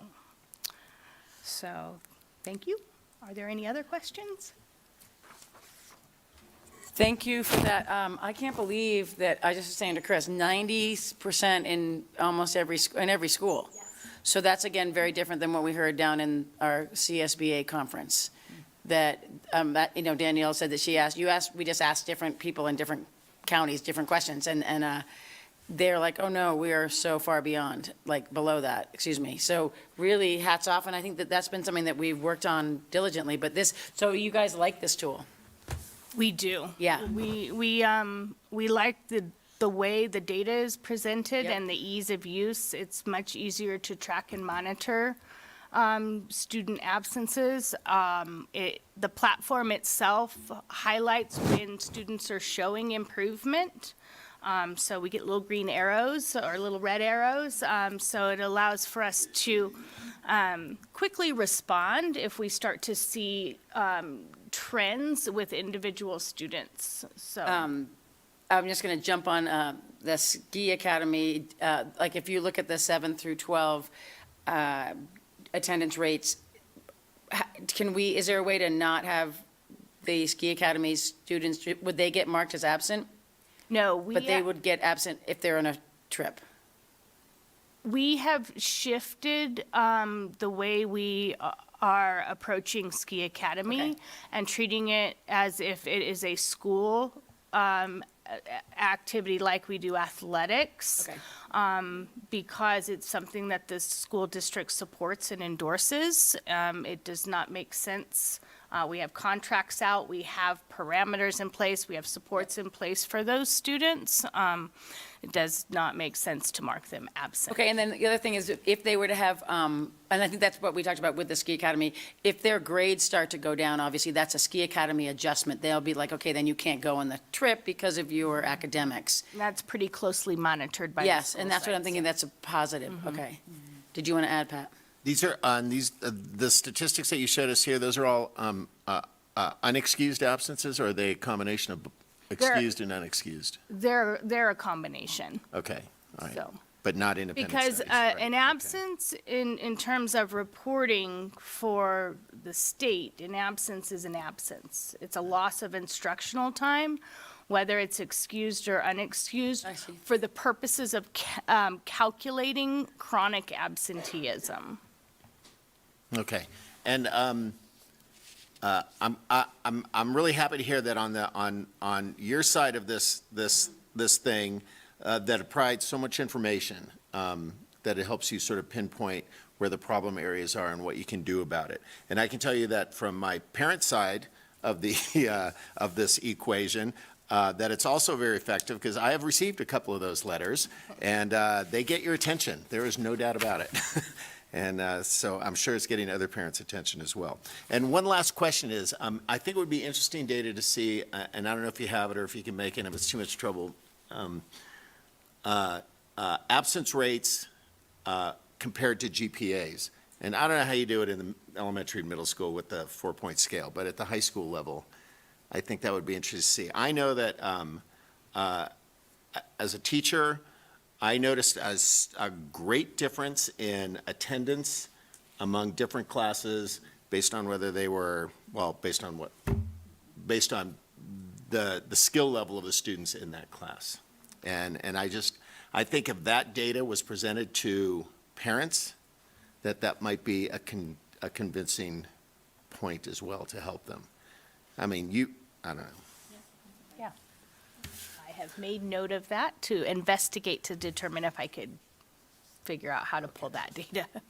I mean, any teacher can tell you that. They look at their attendance and they know, but to present that in a form to parents. Anyway, thank you. I found this to be a fascinating subject. So when we were down at the conference, I attended a session on attendance, which probably some of us all went to different ones. And it was interesting too when they talk about chronic absenteeism and how it actually, when you get the numbers high, so you have a lot of students, in one classroom that are out, that it affects the rest of the classroom, which wasn't something that was on my radar. I mean, yes, fundamentally that makes sense, but it's sort of that community effort, right? Like takes a village, and maybe there are opportunities where other parents can also be part of that support system and saying, hey, when your kid is missing, like my kid also is affected because they love hanging out with your kid. And the thing that I kind of took away from that session was that we sort of like school districts in general used to blame parents for like, you did all these things wrong and your kid didn't come. And now it's switched much more to like, your student's missing these great opportunities, let us help you understand what those are. And it's become much more positive. And they had one student who they had done a video with her, and she just didn't understand the value of school. She was constantly, she would come for like one class and then she would leave when she was in high school. And the administration approached her and said, we see a lot of opportunity in you. You have all these great leadership skills that when you are in class come out. And so they actually put her in their leadership classes and redirected her. And she said, had they not done that, she never would have graduated.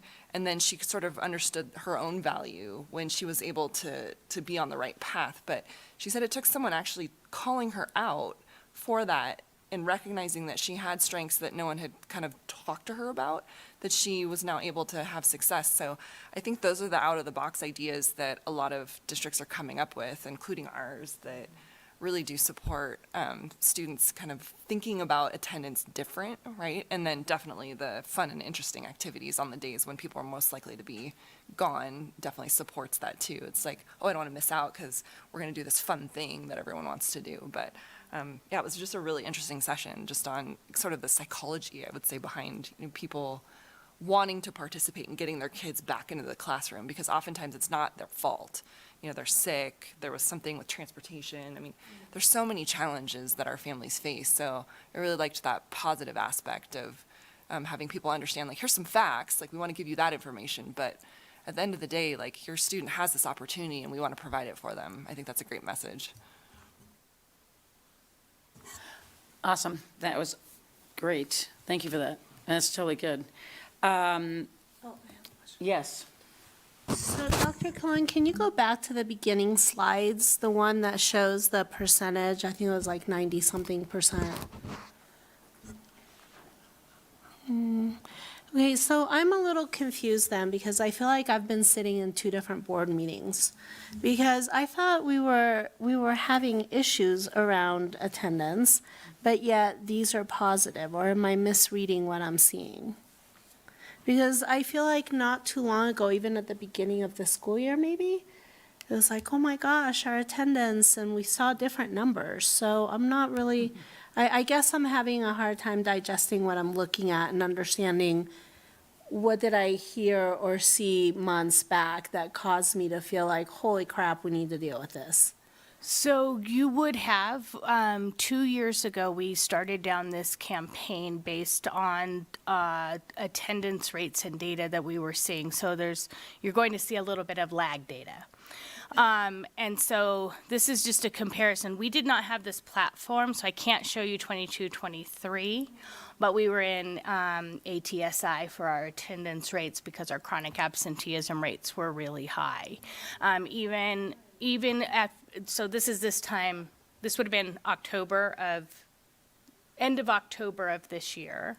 And what we have shown is we've looked at all of our attendance, how we're coding attendance, the specific students, the strategies that we're putting in place to make adjustments over the last year and a half. We saw a significant improvement by the end of last year. So what you were seeing is that we saw a decline in our chronic absenteeism rates. So there's been movement of students from the chronic range into the manageable range, and we focus on, the severe chronic and moving them into chronic and so forth. So I can see it depends too. This is attendance rates being pulled from attend. The data is going to look different than what, for example, is pulled from CalPads into the dashboard. Okay, and it's because certain different codes are, being pulled into the system, and then that data is taken for the California dashboard. What we like about this system here is this is much more local data, and looking specifically at the students and who's absent, who's in their seat, who, and so then how it doesn't translate exactly from ARIES into CalPads. But if we see improvements here, we're going to see improvements there. Mm-hmm. Good questions, good performance. With that was an info only. Thank you, Dr. Cohen. Moving on to first read, 21.0. Superintendent Kramer. We're going to do a presentation on the California dashboard, 20.1. Just missed that. That's okay. You mentioned dashboard. I must have just checked Right. off when you said So we're dashboard. going to see more about the dashboard. Mrs. Roderick? Thank you, Superintendent Kramer. Good evening, President Driller, members of the board, and community members. Tonight, I will share a comprehensive overview of school performance using data on various metrics through the California dashboard. This information provides transparency and accountability, allowing for support and improvement efforts to ensure all students succeed.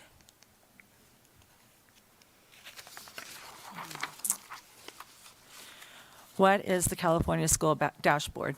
The dashboard is an online tool designed for parents to see how schools are performing. It goes beyond simple test scores to provide a complete picture of school performance in a way that's easy for all parents to understand. The California School Dashboard is important because it readily makes school performance data available to the public, empowering parents to make informed decisions. The dashboard also examines factors beyond academics such as graduation rates, student engagement, and school climate, helping parents understand the overall quality of education their children receive. Furthermore, it highlights how different student groups are performing, helping to identify achievement gaps and areas needing improvement to ensure that all students have the opportunity to succeed.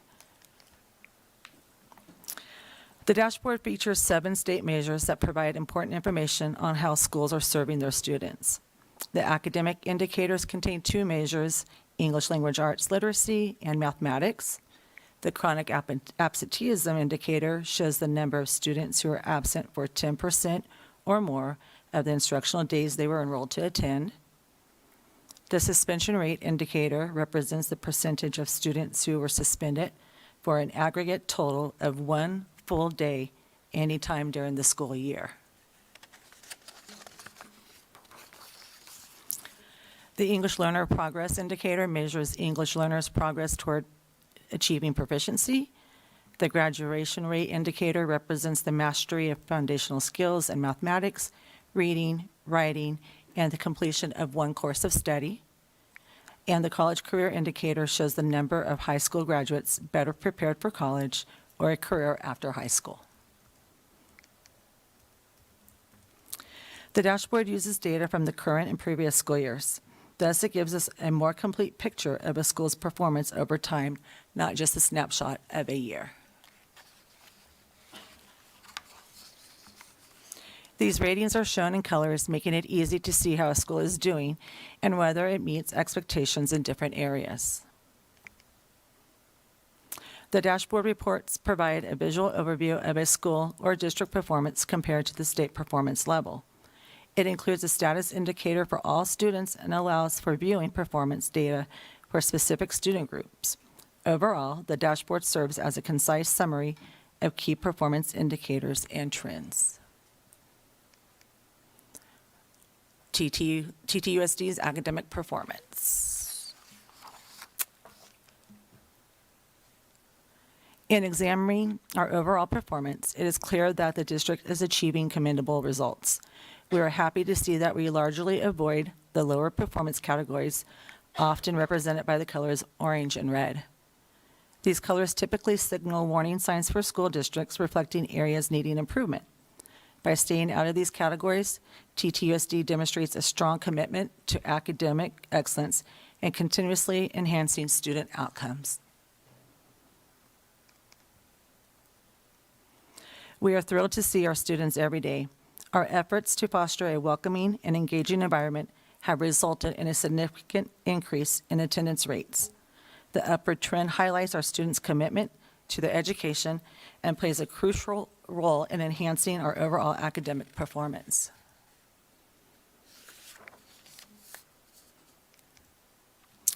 With an increase in attendance, we have observed a notable reduction in suspensions. Students who feel a strong connection to their school, have a trusted adult to turn to, and feel like they are a part of a welcoming environment are less likely to engage in behaviors that lead to disciplinary actions such as suspension. This series of slides over the next few highlight the performance comparisons between TTUSD and the state of California in 4 key areas: academic performance, college and career readiness, graduation rate, and conditions and climate. Across the board, TTUSD consistently outperforms the state average. This success is evident in conditions and climate and engagement where TTUSD demonstrates an advantage over the state average.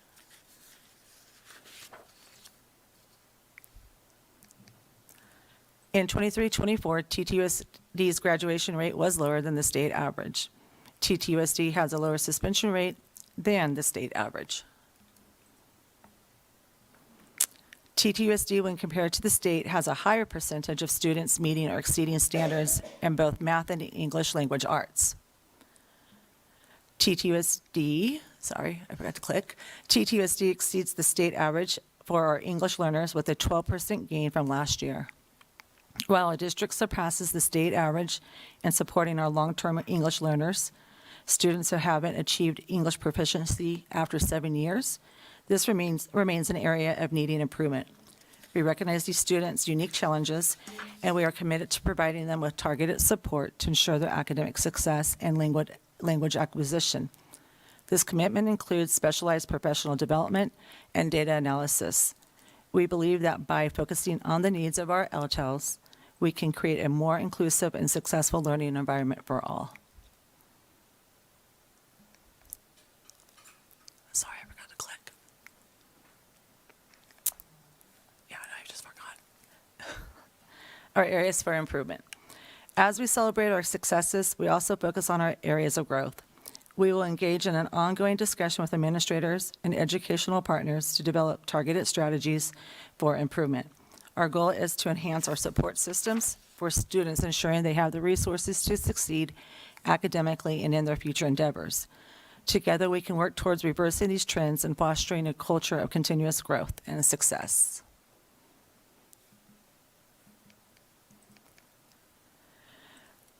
We are committed to meeting the diverse needs of all of our students. This means providing ongoing professional development for our teachers, ensuring they have expertise to excel in key academic areas. We're also dedicated to helping high school students stay on track by supporting them in enrolling and completing summer credit recovery courses. Our focus remains on providing individual support for students who need it most. To ensure we're making progress, we will be working closely with the Placer County Office of Ed to analyze student data throughout the year. This allows us to adapt our teaching approaches in real time, providing every child with the best learning experience. In conclusion, we remain dedicated to fulfilling the goals outlined in our strategic plan. This includes continued focus of key growth areas, along with celebrating the successes of our students. This approach will foster a thriving learning environment where every student can reach their full potential. Thank you. Any questions?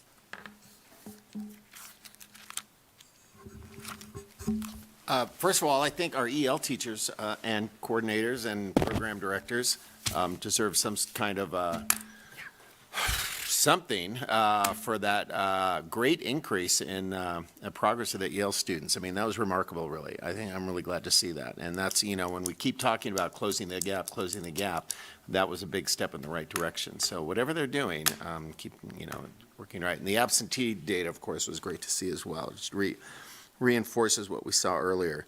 But, and correct me if I'm wrong, because I often am, this may be the first time I've seen our graduation rate drop below 90%. Yes, you're not incorrect.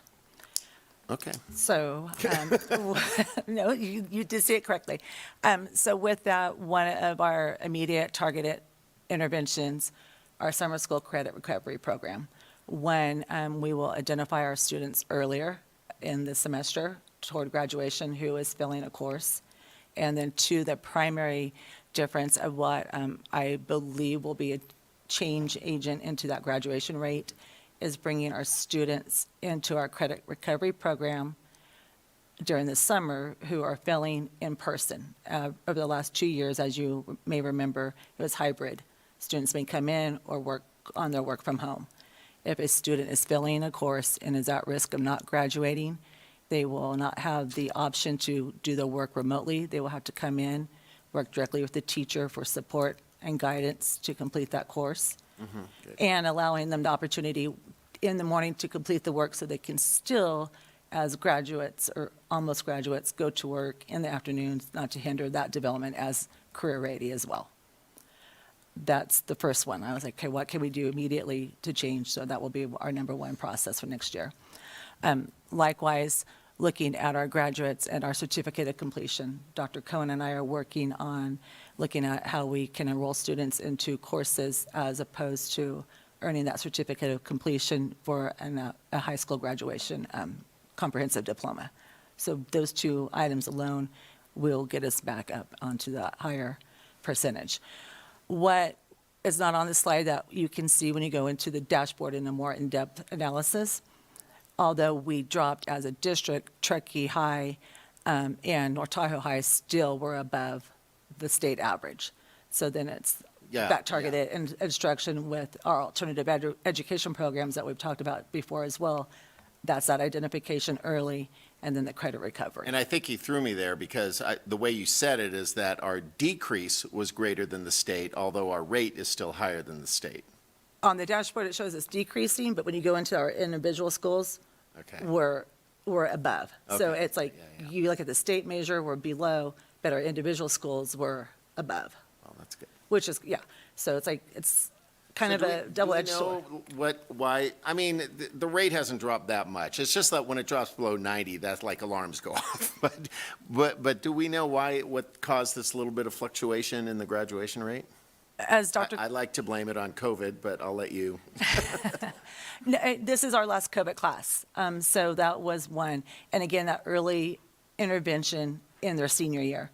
We start to see that D- right now in December, and we're going into finals for first semester. Those students will be targeted to say, okay, tag you're at summer credit recovery and or complete those courses right now. It's really that watch list. knowing that this is our last group of COVID students that just graduated.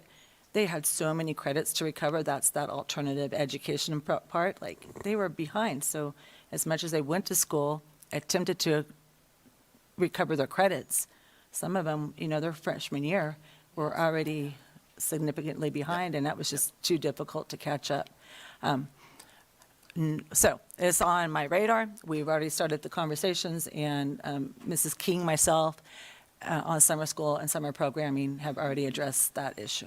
And the credit recovery that you just described that's an evolution from what we've had the last couple of years. Correct. Okay, we're making an improvement in the credit recovery program. Yes, for this upcoming 25. To make students a little bit more accountable for the work that they have to do for credit recovery. Yes. Is it similar to what we're doing over at the Sierra High School? Because they have a credit recovery program as well, or is this something additional or different? This is the additional summer. So right now, all 3 of our high schools have embedded credit recovery. So this is that student who took an elective or another course over the course of the school year who thought, I can make up my credit, which, by your senior year, you're thinking about life after high school. So then during summer school, last year, we did have 2 students who were struggling and just did not make it into summer school on a daily basis to hit that high school diploma. And that is what we're going to mitigate to not happen again.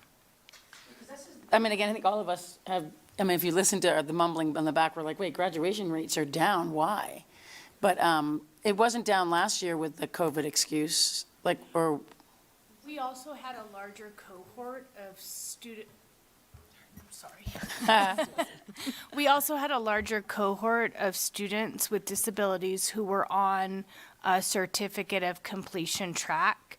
When that happens, it does impact the graduation rates at schools. So this last year, we had 60 students with disabilities who graduated. Not all of them were on a certificate of completion track, but the year before, we only had 48.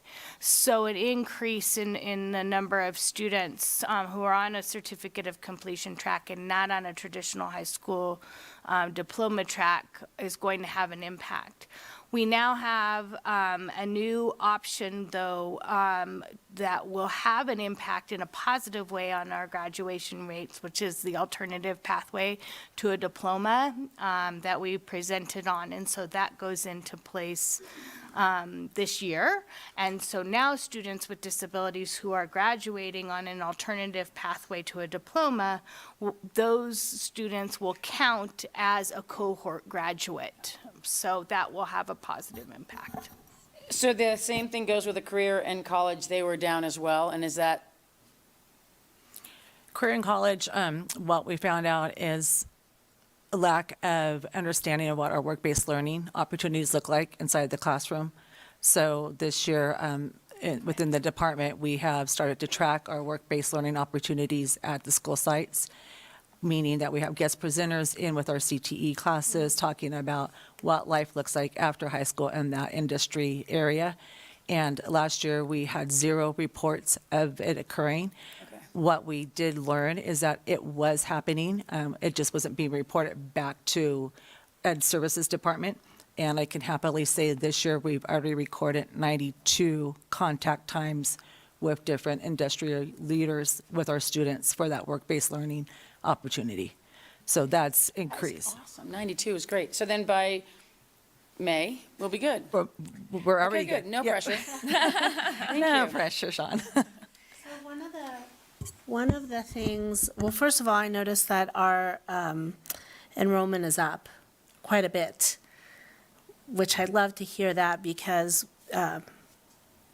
when I attend public meetings regarding redevelopment, different infrastructure changes that are happening on the lakeside, we keep hearing families are leaving. We don't need this, we don't need that, because I even asked Superintendent Kramer last year, I need numbers because I'm hearing something from TRPA that I know not to be true, right? And so she was able to validate my perception of what's happening. But anyway, so I think that's positive.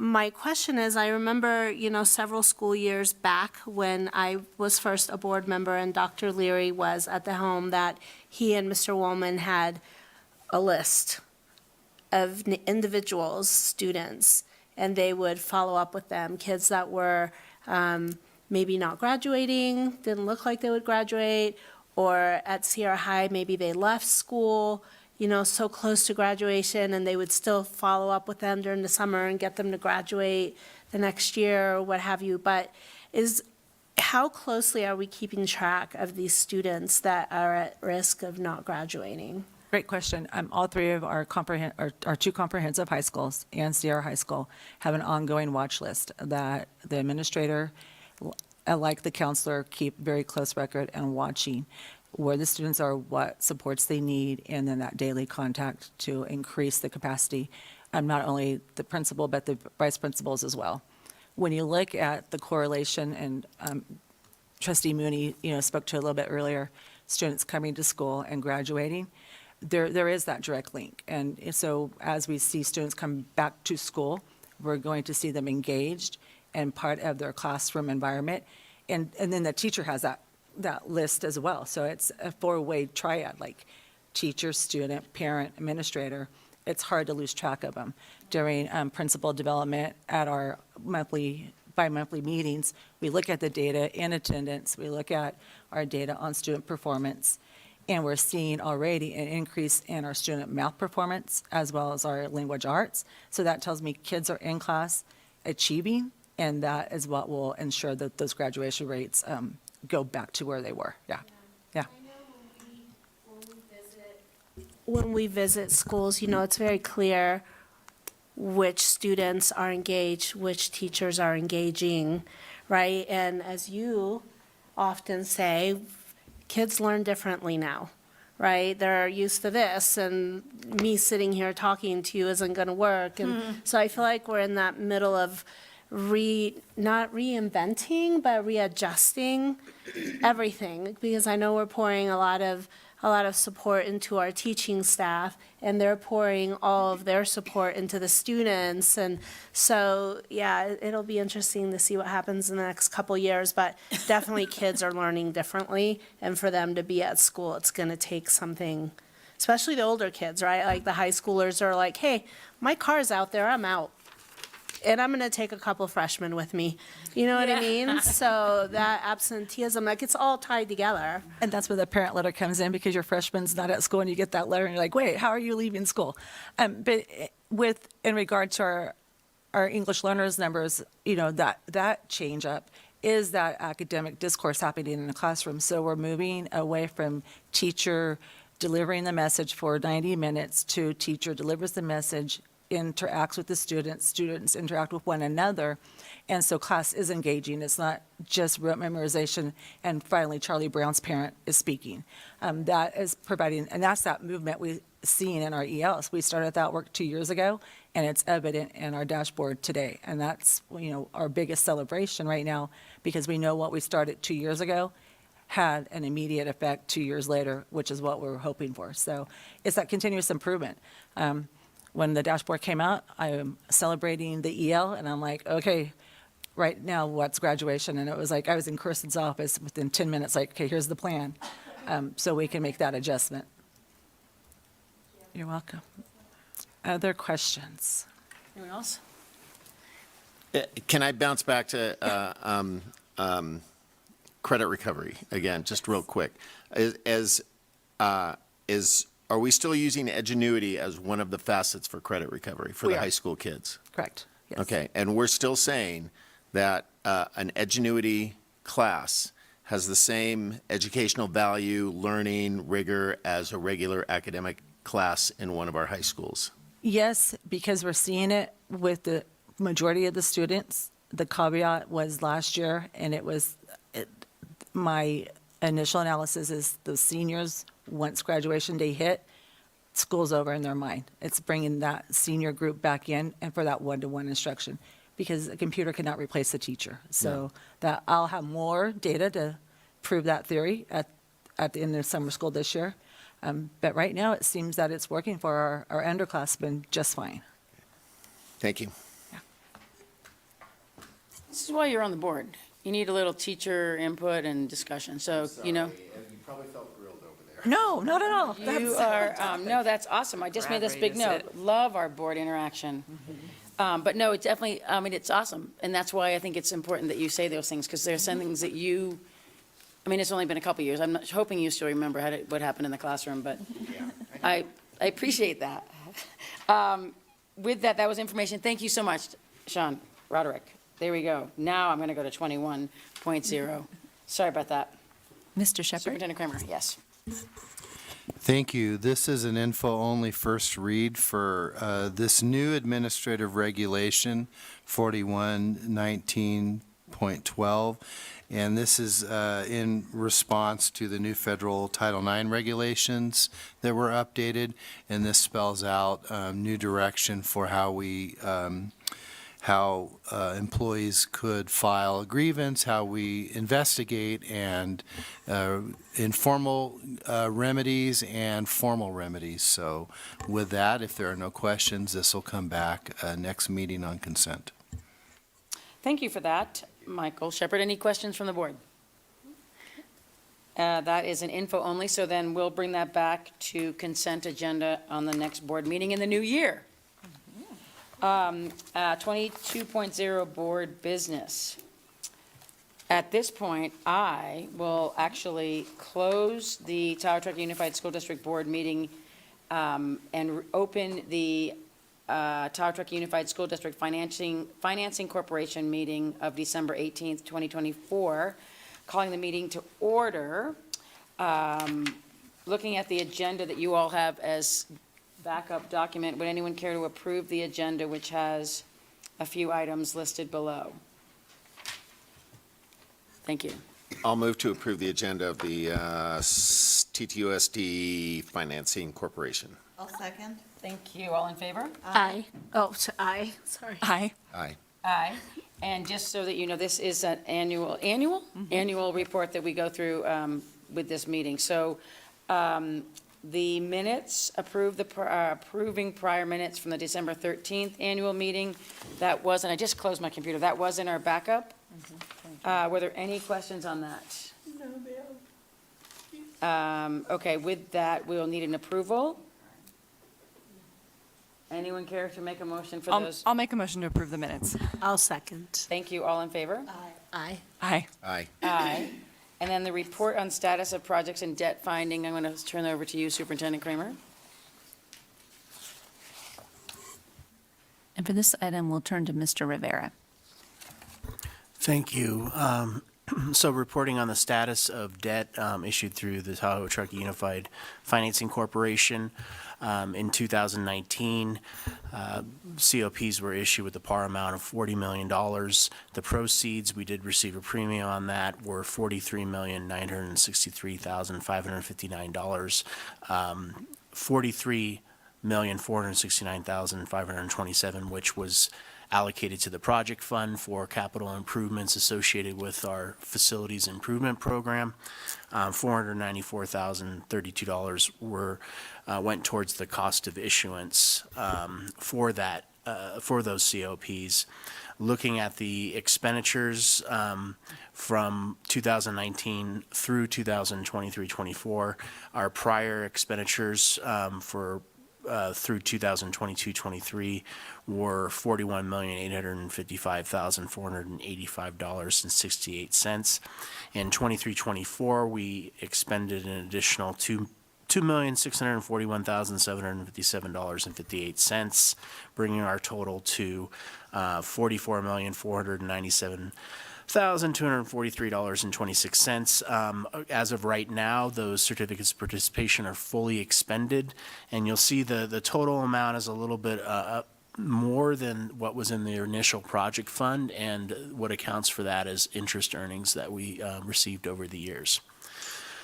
As far as the debt status, remaining debt service on the COPs as of the end of year June 2024, there was $22,975,000 in outstanding principal, and an estimated $10,435,600 in interest payments remaining. One key point in 2023-24 is that we're able to exercise an early pay provision for approximately $13 million in principal, and that was included in the original official statements for the certificates of participation, and it was in anticipation of receiving state school facilities program monies.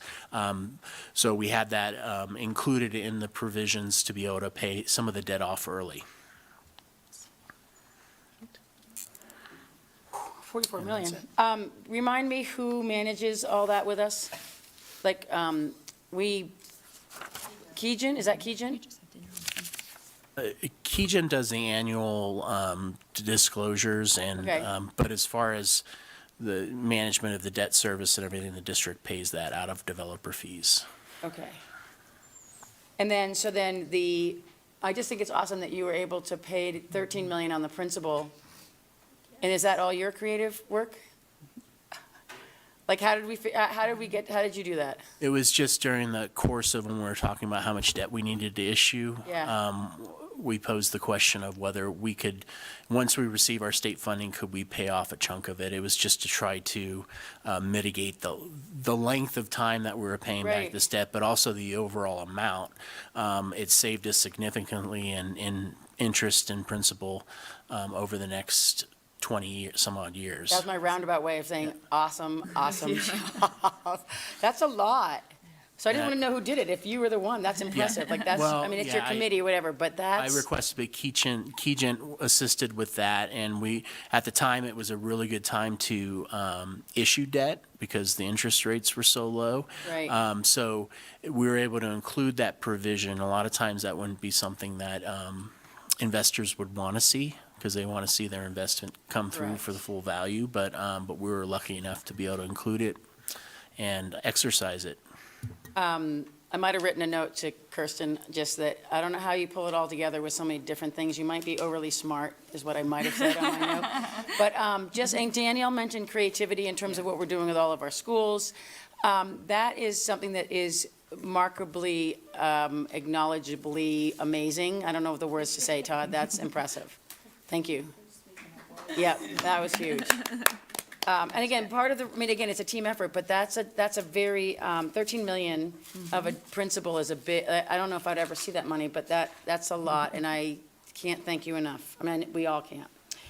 With that, appointment of new officers, I'm going to go back to you, Superintendent Kramer. Yes. So if we follow our bylaws and the way that this is set up, what we'll need is approval is that the board president becomes the president of the corporation, so that would be President Driller, and then our clerk becomes the treasurer secretary, so that again would be Clerk Hennessy. As long as Todd stays where we are, we both will accept that, that position. Do we need to make a motion for that? I think we do. Yeah, okay, so with that being said, Chris, are you okay being the treasurer and secretary of the financing corporation? Yes. I'm excited to be a president of a corporation. I'm going to say yes. All in favor? Aye. Oh, no, motion, please. Motion. Motion. Oh, my It's God. not even Definitely 8 o'clock. 2:30. Okay, would anyone care to make a motion on these stated officers? Late for us old ladies. I'll make a motion to approve the new officers. Thank you. Second? Second. Okay, now we can all in favor. Aye. Aye. Aye. Aye. Aye, or actually all take a vote.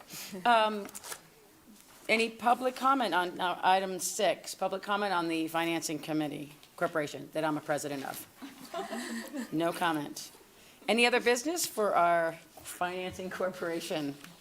Seeing none, I will actually adjourn the meeting at 7:48 of my first official president of a corporation.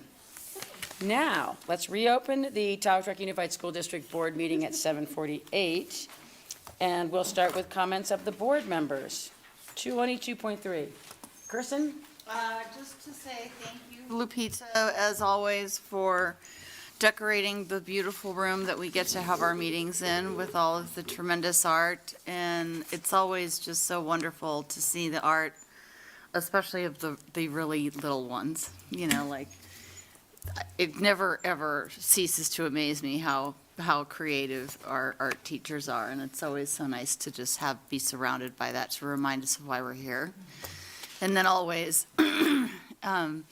your role as our trip concierge did not go underlooked or underrated. I know we were probably amongst the most high-maintenance group of people to make arrangements for and flights for and switching flights, and everything turned out fantastic and the hotel was just fine. So thank you again. We had a really nice time. Thank you. Chris? I'm not sure if I'm blurring calendar dates. I was like thumbing through my calendar, but recently we got to walk through Kings Beach Elementary and visit that site, and just very proud and feel really good for our students that they have such good leadership and dedicated teachers on site. And that's the case with all of our facilities, but that's the one that we just most recently visited. And then I just wanted to just acknowledge, I went to Laura Brown's retirement, the director or CEO of Excellence in Education, and I'm super, super happy for her for the next chapter of her life, and just want to publicly thank her. Thank you, Laura, for 20 years of just an immense, significant mark on our district under your leadership. So thank you so much. Awesome. Thank you, Chris. Danielle? I don't have anything other than, the conference was educational and it was super fun. So I'm thankful for the opportunity to go. Kirsten already mentioned, Superintendent Kramer already mentioned the band concerts that you went to, and I went to a couple as well, the ACMS winter concert and the Truckee High School concert, and they were fantastic. They were the high school band. The last thing they played was a medley of Charlie Brown Christmas tunes, which everybody knows those things. It was trip down memory lane. But again, as Superintendent Kramer mentioned, a shout out and compliments to the band directors, Natalia Tomasello and Jesse Steele. They're doing such a fantastic job over there. And the CSBA conference, I just want to mention a couple things. I went to a safety workshop.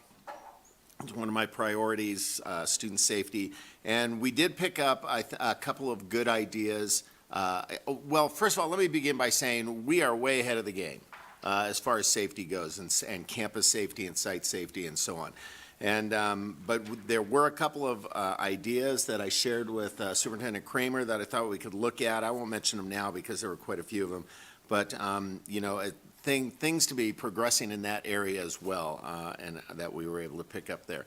And I also went to a literacy workshop, how different districts are dealing with literacy, and we are so far ahead of that game, it's crazy. As a matter of fact, the slideshow that they showed was one I had already seen here a couple years ago. So, and the other workshop I went to, I saw and felt the same kind of thing. It's, I'd listen for a while and I'd be thinking to myself, we're doing this. We're already doing that. We've got that. Well, that's a good idea. And mostly it was stuff, how far ahead of the game we are. So, I want to congratulate all of our staff, the cabinet, the board, our employees, our whole TTUSD family for really, making all of that happen. And you have to get out of our Truckee bubble to really see that is happening. So anyway, and on a final note, we lost a long time and past Truckee TTUSD educator recently. Sandy Stewart, was with the school district. I don't know the exact date she started, but it was probably the mid-60s sometime, as a teacher, and ended her career as the principal at Truckee Elementary in the 90s at some time. And she was she was an element of education that changed the way that we operated and the way that we saw how education could work. She was a no-nonsense principal. She took care of business, I guess you could say, and at the same time cared for the students that she took care of that were in her care like they were her own children. I mean, she had that combination of best practices that made her so successful at what she did. And the principals that followed her were able to use her example and her guidance to guide them as well. And I think it's relevant to, I'm not one to look back at the good old days and wish we could go back there. But I think it is oftentimes helpful to look back at successful people that we've had working for us or even in any aspect of education and see what we can learn from them. I don't know if Sandy would be a successful principal now. Things have changed. I mean, we are in a fast-moving and fast-changing business and place and point in our culture, and I think we're at a tipping point in many ways. But I think that she was so good at what she did that there's certainly a lot that we could have learned from her. Sandy was a great principal, a great teacher. Her husband, John Stewart, was a teacher at the high school here for many years when I started 100 years ago. So, yeah, that's a passing of a person that certainly I'm sure will be missed by her previous colleagues and students. And finally, I just want to wish our whole TTUSD family, the cabinet, the board, students, teachers, all employees, their families, everybody. A peaceful holiday and a wonderful, prosperous new year. And thank you all for a great year in TTUSD. Really enjoyed it. Thank you, Pat. That was awesome. I'm sorry about Sandy. I did not know that. So thank you for sharing. I just was looking at my phone to find out, I'm embarrassed to say that we now have a new doctor in the house. And Stephanie Bacon is now a doctor, and I'm apologizing. I don't know what her doctorship is. But she's now a doctor, so you now will needing to be calling her Dr. Bacon, please, as we move forward. CSBA conference was awesome. Lupita definitely saved us. But again, listening to Pat, you go into these conferences, so we did a really good job splitting up, and each of us went to different topics. And across the board, different ones from everything, but student attendance. I went to the Anxious Nation. What's the book, Anxious Generation? So the one I went to was Anxious Nation. But we covered the gamut, and every one of them, there was something that we were like, wow, we're already doing that. So I appreciate you found some things that we can kind of do with the school safety. There's also different things, but really it is a team effort. And again, Pat, you mentioned it, and I'm going to just jump on that, is that we are in the Tahoe, I will say Tahoe Truckee bubble, but we're really, really lucky, but we have a really good communication platform. Thank you, Amber, for communicating with we now can talk about how great everybody is working together. So really obvious down in LA where, they definitely wore dressy shoes and very different, but we definitely are above the curve. Pat did not last as long as we did at Disneyland. We did one more ride without him. It's a small world. That hardly counts as a ride. I thought they were going to be like rock and roll rides. They did not do the whatever you call it, teacups with me. But Lupita probably had, I don't know how much you have, 300,000 steps? What did you do, 30,000 steps? Oh my gosh. But we scored big. We walked right into the first one, so that could have been a highlight. But yeah, thanks for that. Very exciting. I too went to the North Tahoe concert. And thank goodness they did it on opposite Wednesday of our board meeting, because we always get it. But, I will say that when I looked at this little list, the number of sixth graders that Lena Myers has, absolutely huge.